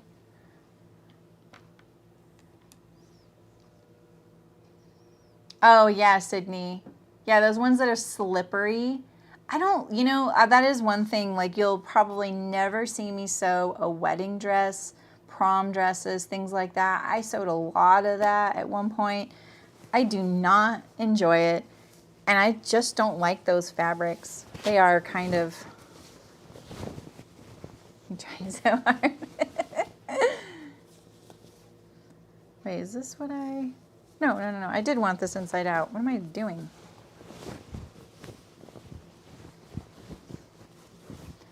Fit doesn't happen at the flat. Yeah, that's true. How do you measure seam allowance on a serger? There are grooves on my serger. Let me see if I can shade it for you. Can you see? See, there's these grooves right here. And so like this line right here is 5/8. There's no 3/8 line. That is so weird because most knits have 3/8 inch seam allowance. So it says 5/8 and it also says 1.5 centimeters in the next line, and then there's one in between, and the next one is 1 inch and then 1 1/8 inch. I'm not sure why, but can you see that?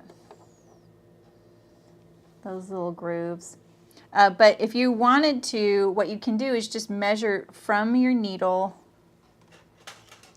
And that is your seam allowance. So you can just measure, oh, okay, that's my 3/8 line right here. And for me, that's about lines up with this edge of this foot. It goes just past. So I would put my raw edge just past. So basically, how you measure your seam allowance on any machine is from your needle all the way to the raw edge. And so sometimes, like especially on my industrial machine, I have, I don't collect many things, but this is my full transparency collection of throat plates, because I've gone through quite a few.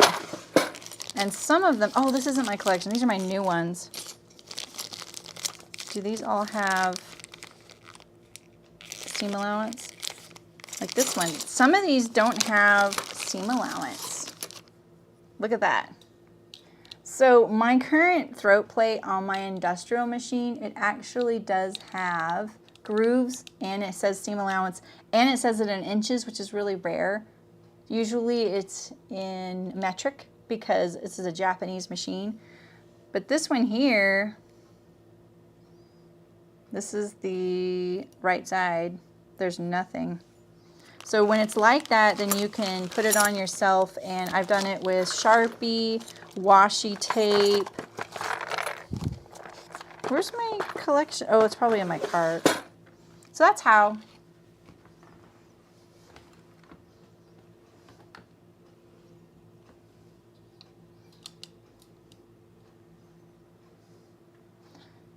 I didn't see the chili in the buttons. Why don't I see? I'm in the Creator Studio today. Oh, it's still showing me. What the heck? I didn't know I had to enable top chat and live chat, and it won't let me actually. Let's see, wait a second. I have this sizing gigantic.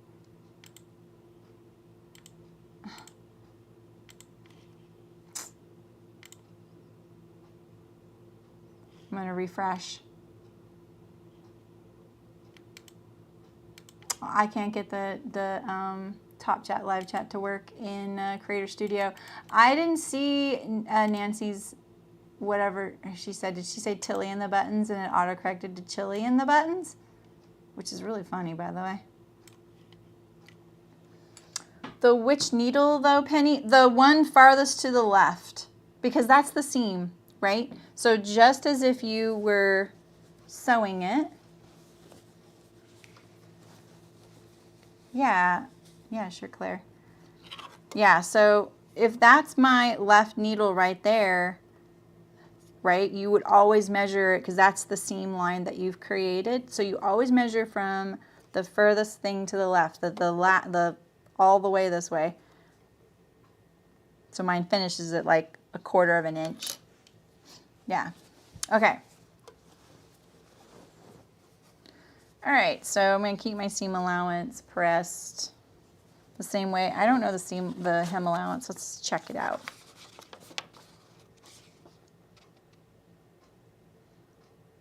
One and an eighth. Let's iron this first. Let's be kind to our future selves. That's how it autocorrects. It's really funny.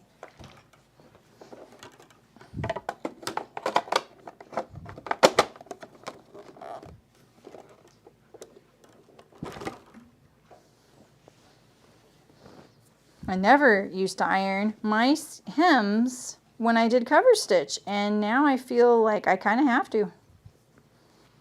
So your side seam, because you have a pocket in it, it's most likely, usually it wants to go that way, but because it's a hip pocket, it's probably doesn't have to. It can actually push this way.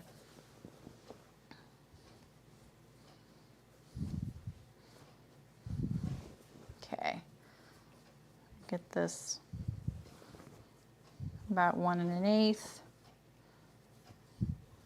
You already tell that this doesn't have that curve that the front has.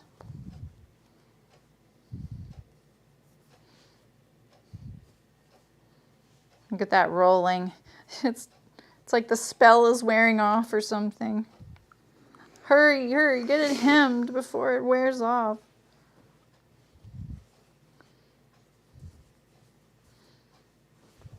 All right.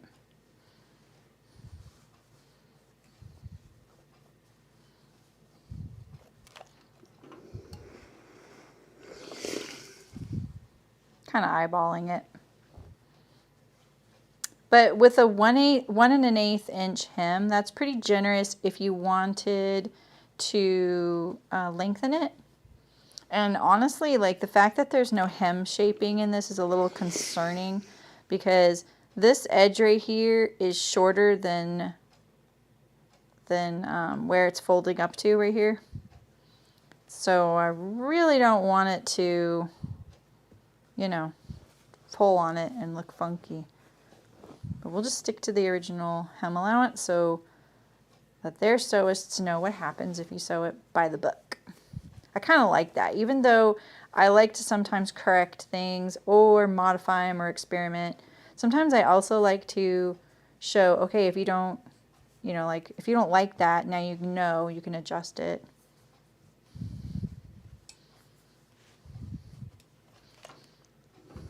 You would never do this in a factory, by the way. So why not allow myself the pleasure, you know, of the iron. Sorry, I can't see chat. I'll look in just a second.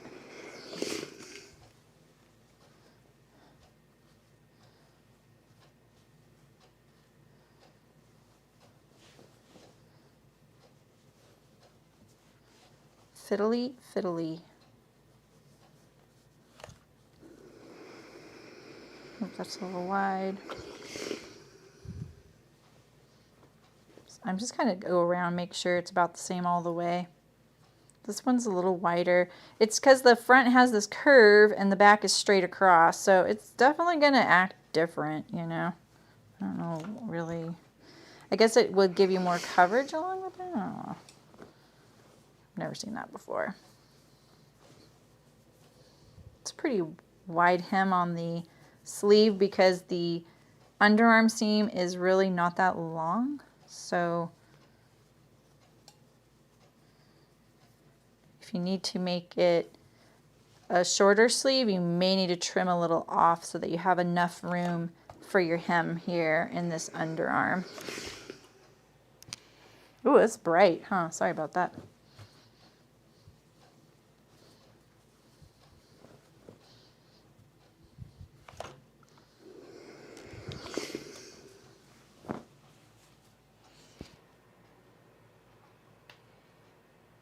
Question, how fast is Spoonflower shipping? They tell you at checkout, Sydney, exactly when you will get it shipped. If anything, it'll happen earlier than that. If you need it faster, you should pick it faster. I think that right now they're pretty slow because I've been getting my packages faster than usual. You also most likely don't live as rurally as I do. I don't know that for sure. But when you go through the checkout process, it says exactly ships on or before this date for this rate, you know what I mean? So it gives you, I think, 3 options. A lot of times I use my spoon dollars to pay for expedited shipping. That's what I use it for. Because sometimes I'll be like, oh, this would be great for the stream. And I want to do that at the end of the month. And I'm ordering it at the beginning of the month. I should probably make sure it's going to arrive in time. So I'll do like the first rung. Yeah, it's not fast. But once and it ships FedEx ground. So that's another thing to bear in mind. Not always though. Sometimes it's US mail. Mine ships US mail because I get it to a PO box, and I feel like it's a little faster because it has to go priority. All right, so the hem allowance on your cover stitch, like someone was asking, like how do I know? It's the same on this, and so if this is 1 1/8, you know, and here's my 1 inch mark, theoretically, if I line up this line to that groove there, can you see? So this groove right here is the 1 inch groove. That's going to give me a 1 inch hem.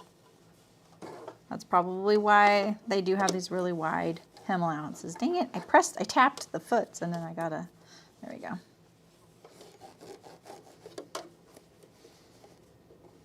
I always start just behind the seam here and on the back, or not on the back, but just behind it so I don't have to start on it. And I feel for my cut edge there. This is kind of narrow for a hem. I feel like if you do a wider, like my cover stitch does like a narrow setting or a wide setting. It'll also do triple. I don't use triple. That's a little over the top. Maybe on active wear, or if you want that look. But I think it's a little easier to do this kind of hem if you do the wider needles because you have more purchase and like a bigger width to grab things. I like to trim my threads before I get there.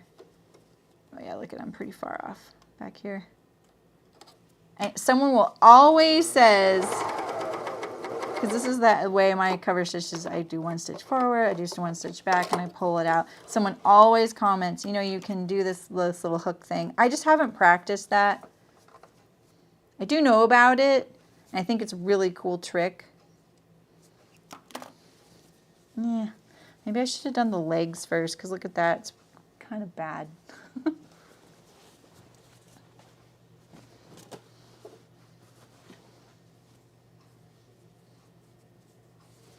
I feel like I wasn't trusting how wide this hem is. You know what I mean? Like I was like, can't be that wide. So here's my raw edge. Really? Okay.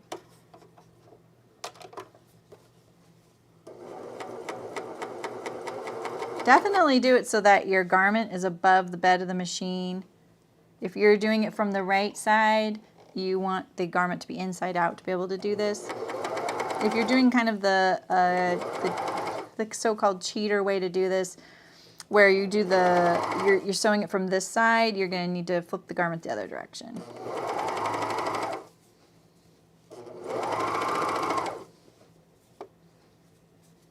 It's hard to keep it even with that curve. I don't want any torquing, and it looks like I did get some. Let's trim this. Oh, look at that. I missed that at the beginning. That's probably why I got a little torquing. Let's see if I can fix it. Oh, this one went kind of badly.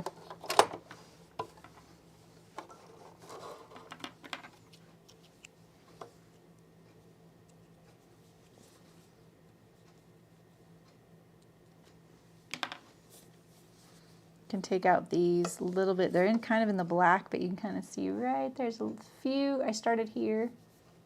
I'll take those out.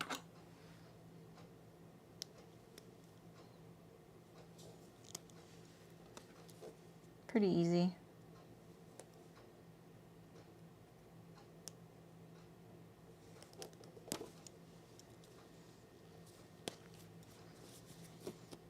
There it is.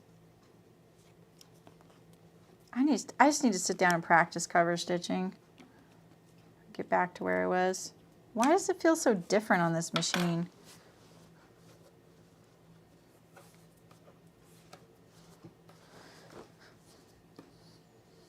I don't know why it would, you know, like I don't feel like there's any good reason why it should feel any different. I like to start on the inseam. So here's my, I think wider needles would be better too.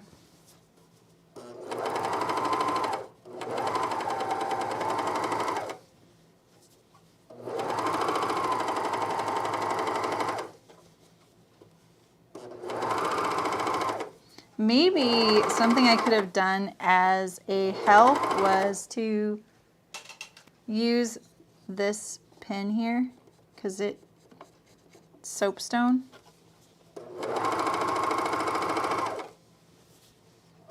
And this is dark fabric.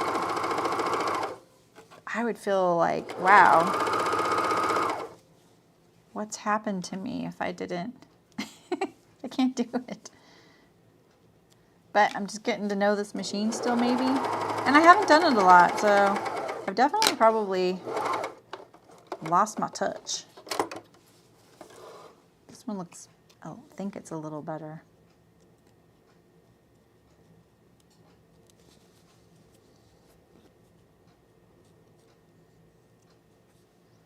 All right. Yeah, I mean, it's a little better. I am definitely not your cover stitch expert these days. Sorry. Yeah. You busy, Terry? You got stuff going on? Almost done. What time is it? Oh, it's only 1. Dang. 2 hours to sew this? I'm telling you.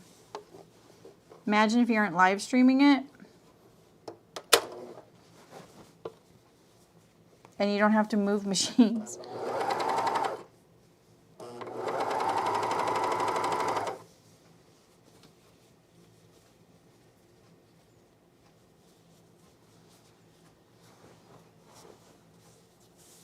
Oh yeah, Nancy. I think the free arm would be nice. I think the free arm is especially nice if you sew a lot of kids' clothes. Because even doing kids' clothes like this is hard. But a free arm would actually help because it kind of spreads it out and keeps it definitely out of the way. And I think that's good. So if you're doing a lot of kids' clothes, getting a serger and a cover stitch with a free arm is, you're probably going to be pretty happy you did that. And if you don't know what a free arm is, it just means that you have the option to have a very narrow bed here. So think of it more like a home sewing machine, how sometimes the home sewing machine has the bed, and then you can make it a bigger table. But when you remove the table, you got the smaller, sometimes they're, like my old Bernina was this big. Now they've gotten huge, and I think it's because they've really catered to the quilting market. And when before, it was probably more likely that people were sewing clothes, not quilts. The bed of the machine was a lot smaller, and it accommodated a sleeve or the hem of, or the leg of a pair of pants a lot easier. Yeah. Oh, one of the streamers I watch is sponsored by Zaxby's. He makes it sound really good. Sewing clothes becomes so enclosed. I know what you meant though. All right, we're done. I just want to tack those underarm serger threads tails that I left.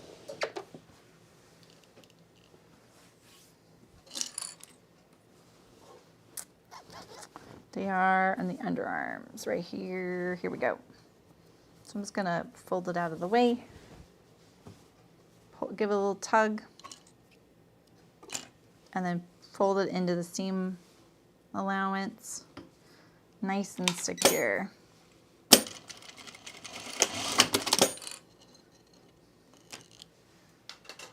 I don't want that thing to break, you know? Get rid of this tail. A long time ago, when I lived in Southern California,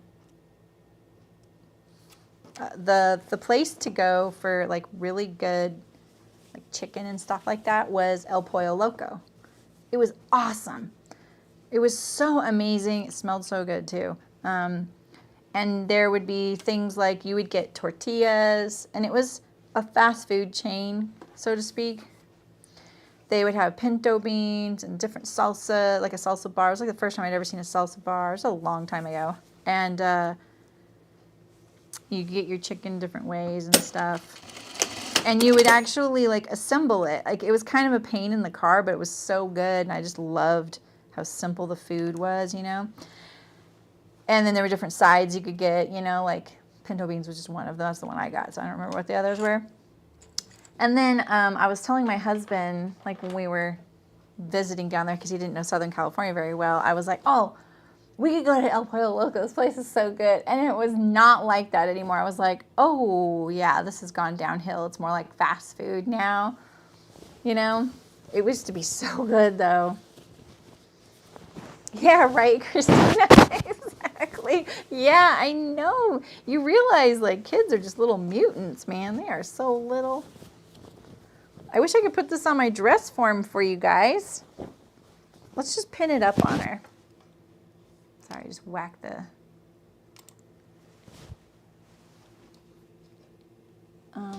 wait.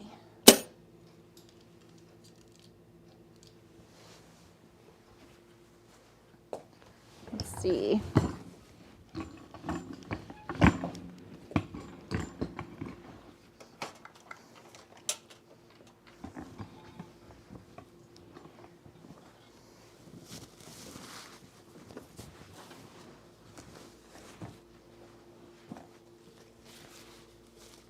Let's see here.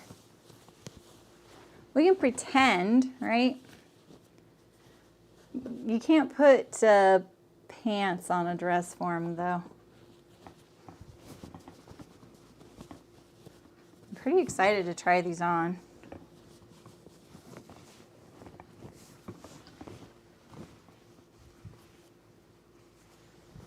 Maybe if I...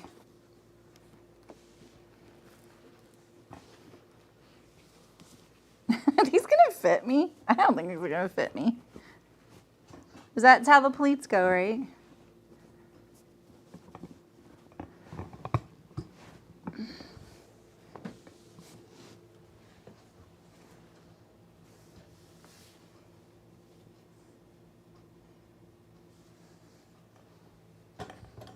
Yeah, in the 80s it was so good. Exactly. It looks cute, huh? It's a little too close.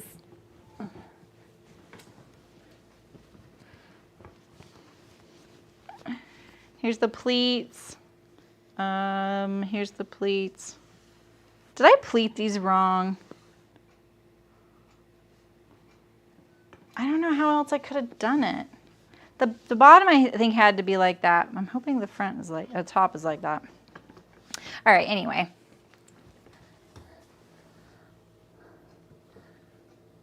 Yeah. Hey Martina, how's it going?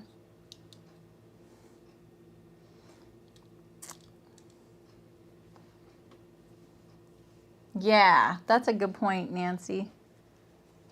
Your letter low top looked really good, Nancy. I saw it in the Facebook group. Yeah, I think that looks cute. You know, like I said before, like all those, wait, where am I?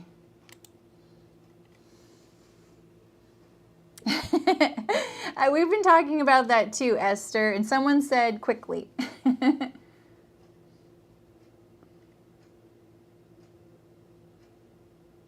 Yeah, I would make your total rise longer, Carrie. You could even do it from the waist. Oh, my family loves Del Taco. They are the biggest Del Taco fans. In fact, my brother, that's where he likes burgers and fries. Just probably because my parents love Del Taco. My sister and her husband, oh my gosh. So funny. Yeah, so who asked? Yeah, so I was going to say, like, when they sent me the fabric, I was like, oh, that's kind of busy. But if you look at the hashtag, you'll see a lot of people use these small prints, and it looks really good. In fact, solid. I was like, But, you know, I'm watching, okay, see you, Sydney. I think you'll like the top I'm making Saturday, Sydney. I'm watching that show on Hulu called 9 Perfect Strangers. Because I think I've told you guys I really like the books by this author named Leanne Moriarty, and that's one of her books. And I haven't read that book. I've read lots of her books. They're always really good. They're really good studies on people. And of course, they're always picking the ones that are kind of the most like drama llama, you know, because they picked the other one they picked was on HBO. What the heck was that one called? Like Big Little Lies or something like that. Anyway, what's her name that from Gilmore Girls, the chef, Suki? Oh, God, I just heard her interviewed yesterday for a documentary her and her husband did on Bob Ross. What's her name? McCarthy? Anyway, she is in this one-piece pantsuit in that show. That was in the 4th episode of 9 Perfect Strangers. It looks so good on her. It's beautiful. So, In and Out. You guys like In and Out? In and Out's okay.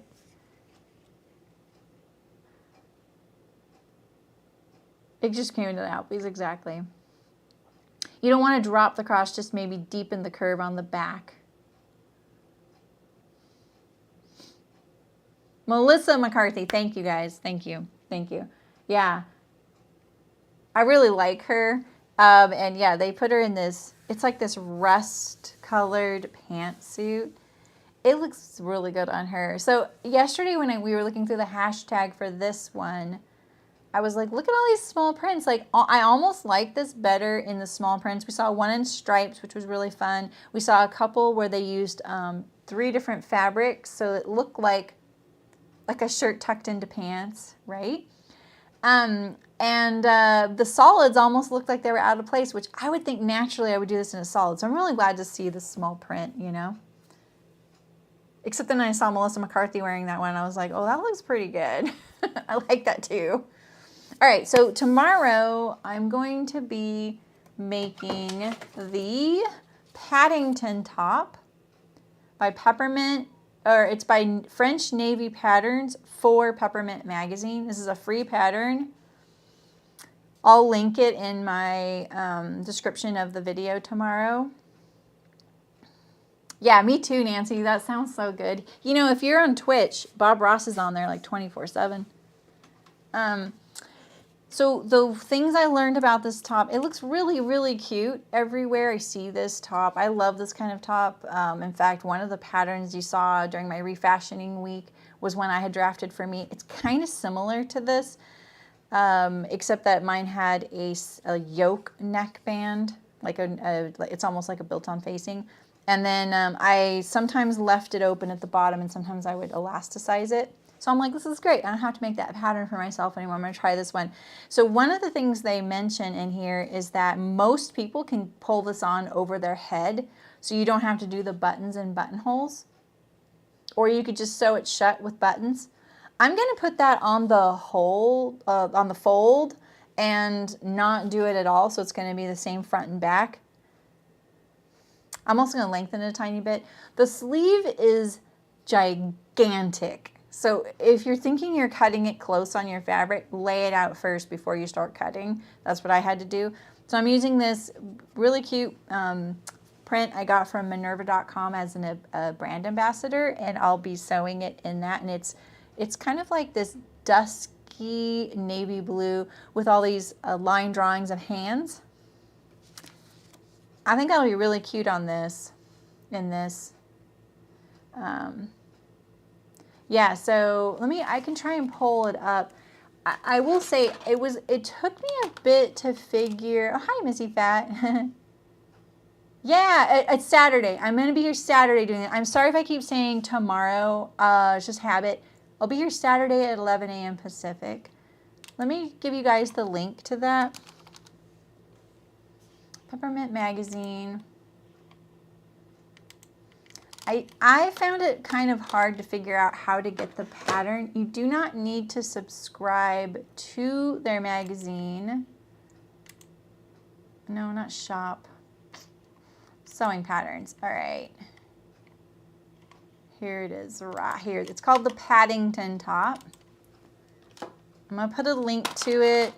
We can pull it up on the screen if you guys would like. Where am I? Here we go. If you want to go there with me. No darts at the bust, Claire. Oh, okay, Esther. Good to know. Good to know. Yeah, we'll definitely get through it. Yeah, I'm not a big fan of really poofy sleeves. So let's look at my screen here. If you're new here, this is kind of a little disorienting. Let's see, where am I? There I am. Okay. So this is the Paddington top.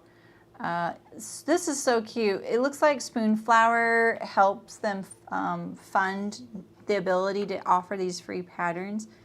So you do need to be signed up on their newsletter, I'm pretty sure, and then that's it. That's all you need to do. And then there is a way to give them a donation right here, so don't miss that if you want to. I gave them $3. And then the terms for me to be able to do this is that I just need to make sure that I link to it and everything and credit the people, which I absolutely am going to. So here's the size chart. I'm sorry, I can't see the chat right now. You're seeing exactly what my computer screen looks like right now, so don't snoop on the stuff on the side. No, I'm just teasing. So here's the size guide is the top. So it goes from a 32-inch and 82 centimeter bust up to 57, 140, or almost 58-inch bust to 147 centimeters. And then looks like there's about 5 inches or more of positive ease. So you can kind of see that I'm comparing. Here's this 32 and A, and 5.5 inch difference there. When you get up to this upper size, it's like 6 inches. So it's about 5.5 to 6 inches of ease. So that's pretty inclusive. It's free, and I'm going to simplify it mainly because here's my studio. You don't want to see that. That's my secret spot. No, I'm just teasing. So basically, because I'm cutting it really short with my fabric, I only got 1.4 meters, and it takes 1 3/4 yards in my size range, and I think it's, sorry, I forgot to, let's see. Let's look at the yardage. Oh, I have to download it here. Sorry about that. Oh, wait, it's right in front of me.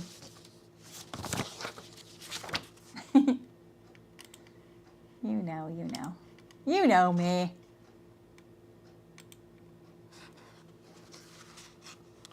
Yeah, that's right, Malin. It's not knits, it's wovens.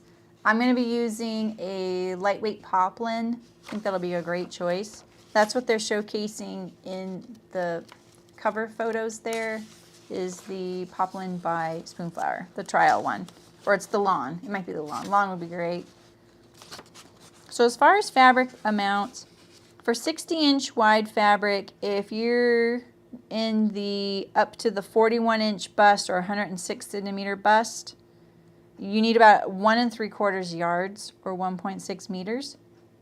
I have 1.4 meters. That's why I know I'm cutting it really close. And so I have to be able to put the front and the back on the same end of the fabric. And so that means I need to put the back on the fold, which is great since they specifically say most people can pull this over their head. So I'm going to show you how to put the back on the fold.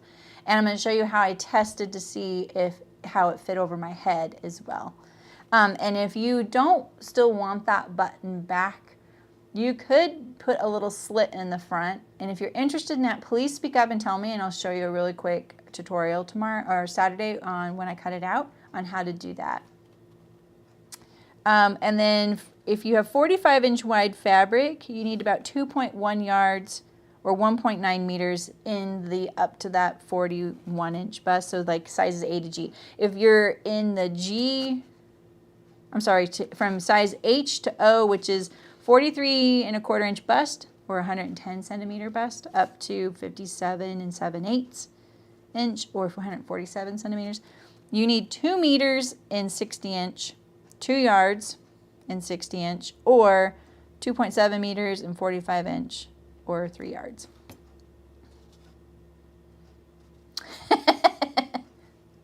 Schnancy. I honestly, Nancy, I have no clue what I'm looking at with that Creator Studio. It's the first time I've done an entire stream with it on. And the reason I did is just in case Malin and Terry had questions about mod stuff, I would try and help them out, even though I have no clue what I'm doing here. Let's see what else is in here. I can see like how many concurrent viewers, 57 of them. You know, I can see how many people have liked it. I can kind of see where people drop off. Like right now, people are really dropping off because I'm done sewing probably. Yeah, it's kind of interesting.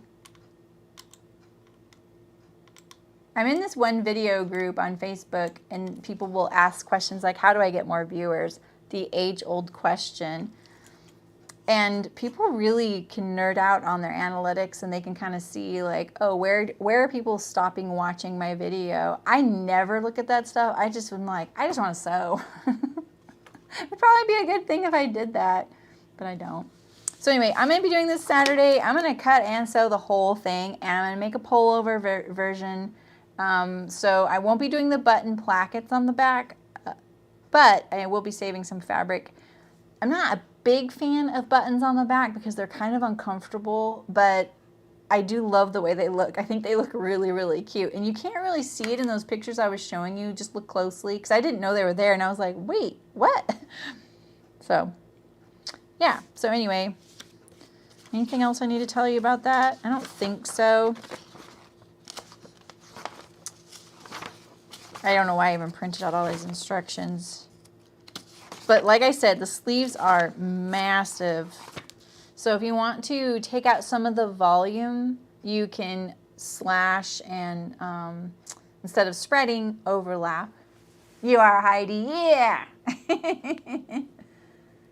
That's awesome, Kate. That's awesome. Do you like live streams usually? I wonder who it suggests people to, you know? I can see there's 58 people here. That's a lot of people. That's a lot of people. For a sewing live stream? Yeah, but Malin, yeah, don't feel like just because you're a mod now, you have to stay past your bedtime. Oh, I can. So Claire, what I would do is go by the finished not the finished measurements, I strike that. Go by the size guide, which is in the top portion here. And I would personally go by your bust size. But if your waist is larger than your bust, then maybe go by the waist size. This doesn't, there is a hip measurement here, but this isn't a very long top. It looks like it hits about right above or right at the high hip. So I would think going by the bust size would probably be the most common and accurate way to figure out what size would work for you. You are going to need a little elastic for this as well. Oh, that's awesome, Kate. I love live streams too. Just in case someone comes in, Terry's got your back. You guys didn't even have to do anything today. We're initiating you slowly. Maybe I got the troll the other day because I actually wrote 10K subscribers, didn't I? Did I write that in the title? Oh, I would have told you, Melanie. I wasn't trying to keep it a secret. I just really wanted to acknowledge the fact that that first portion is sponsored by Hearts Fabric, which I really appreciate, and I didn't really want to, you know, cut into their time here. So we really appreciate getting those projects from them. So good night, Malin. Maybe we'll see you Saturday. Yeah, I'm kind of excited about this top. I don't like ruffle sleeves, but I like them at the base. I like them when they're elastic sized rather than being puff sleeves at the top. I'm not a big fan of that. It does look roomy, and I think I'm going to lengthen mine a little bit just because I want to lengthen mine a little bit. So there's critters out there. So cool. I hope some of you want to sew this. I hope this looks interesting to you. I don't have the fabric here because it's at home being washed. I bought that, or I didn't buy it. I got it from Minerva for another project, but it's not going to work. So this is great. Now I can have 2 different projects with Minerva fabrics because the other one I'm going to use as the laundry basket. So yeah. All right. Well, then thanks for coming, you guys. Thanks to Hearts. If you guys want, you can still use that code So20% off through Saturday. We thought this was going to be a 2-part stream, and I said, is it okay if I do it in 1 part? And they were like, do whatever you want. They're just so awesome. I love how they just get it. So yeah, Claire, I would go by the biggest measurement in your bust region and then pick that. You love a long top. Yeah, right, Carrie? I'm going to try, and I think what I'm going to do is cut the sleeve first, and then I'm going to make it as long as possible from there. It's not going to get much longer. I really don't have much fabric. Yeah, you're welcome, Kate. Thanks for coming, and thanks for chatting. Bye, Martina. I'll see you guys Saturday, so have a great rest of your week. Happy Friday, and happy sewing. And I'll see you guys on Saturday. Thanks for coming.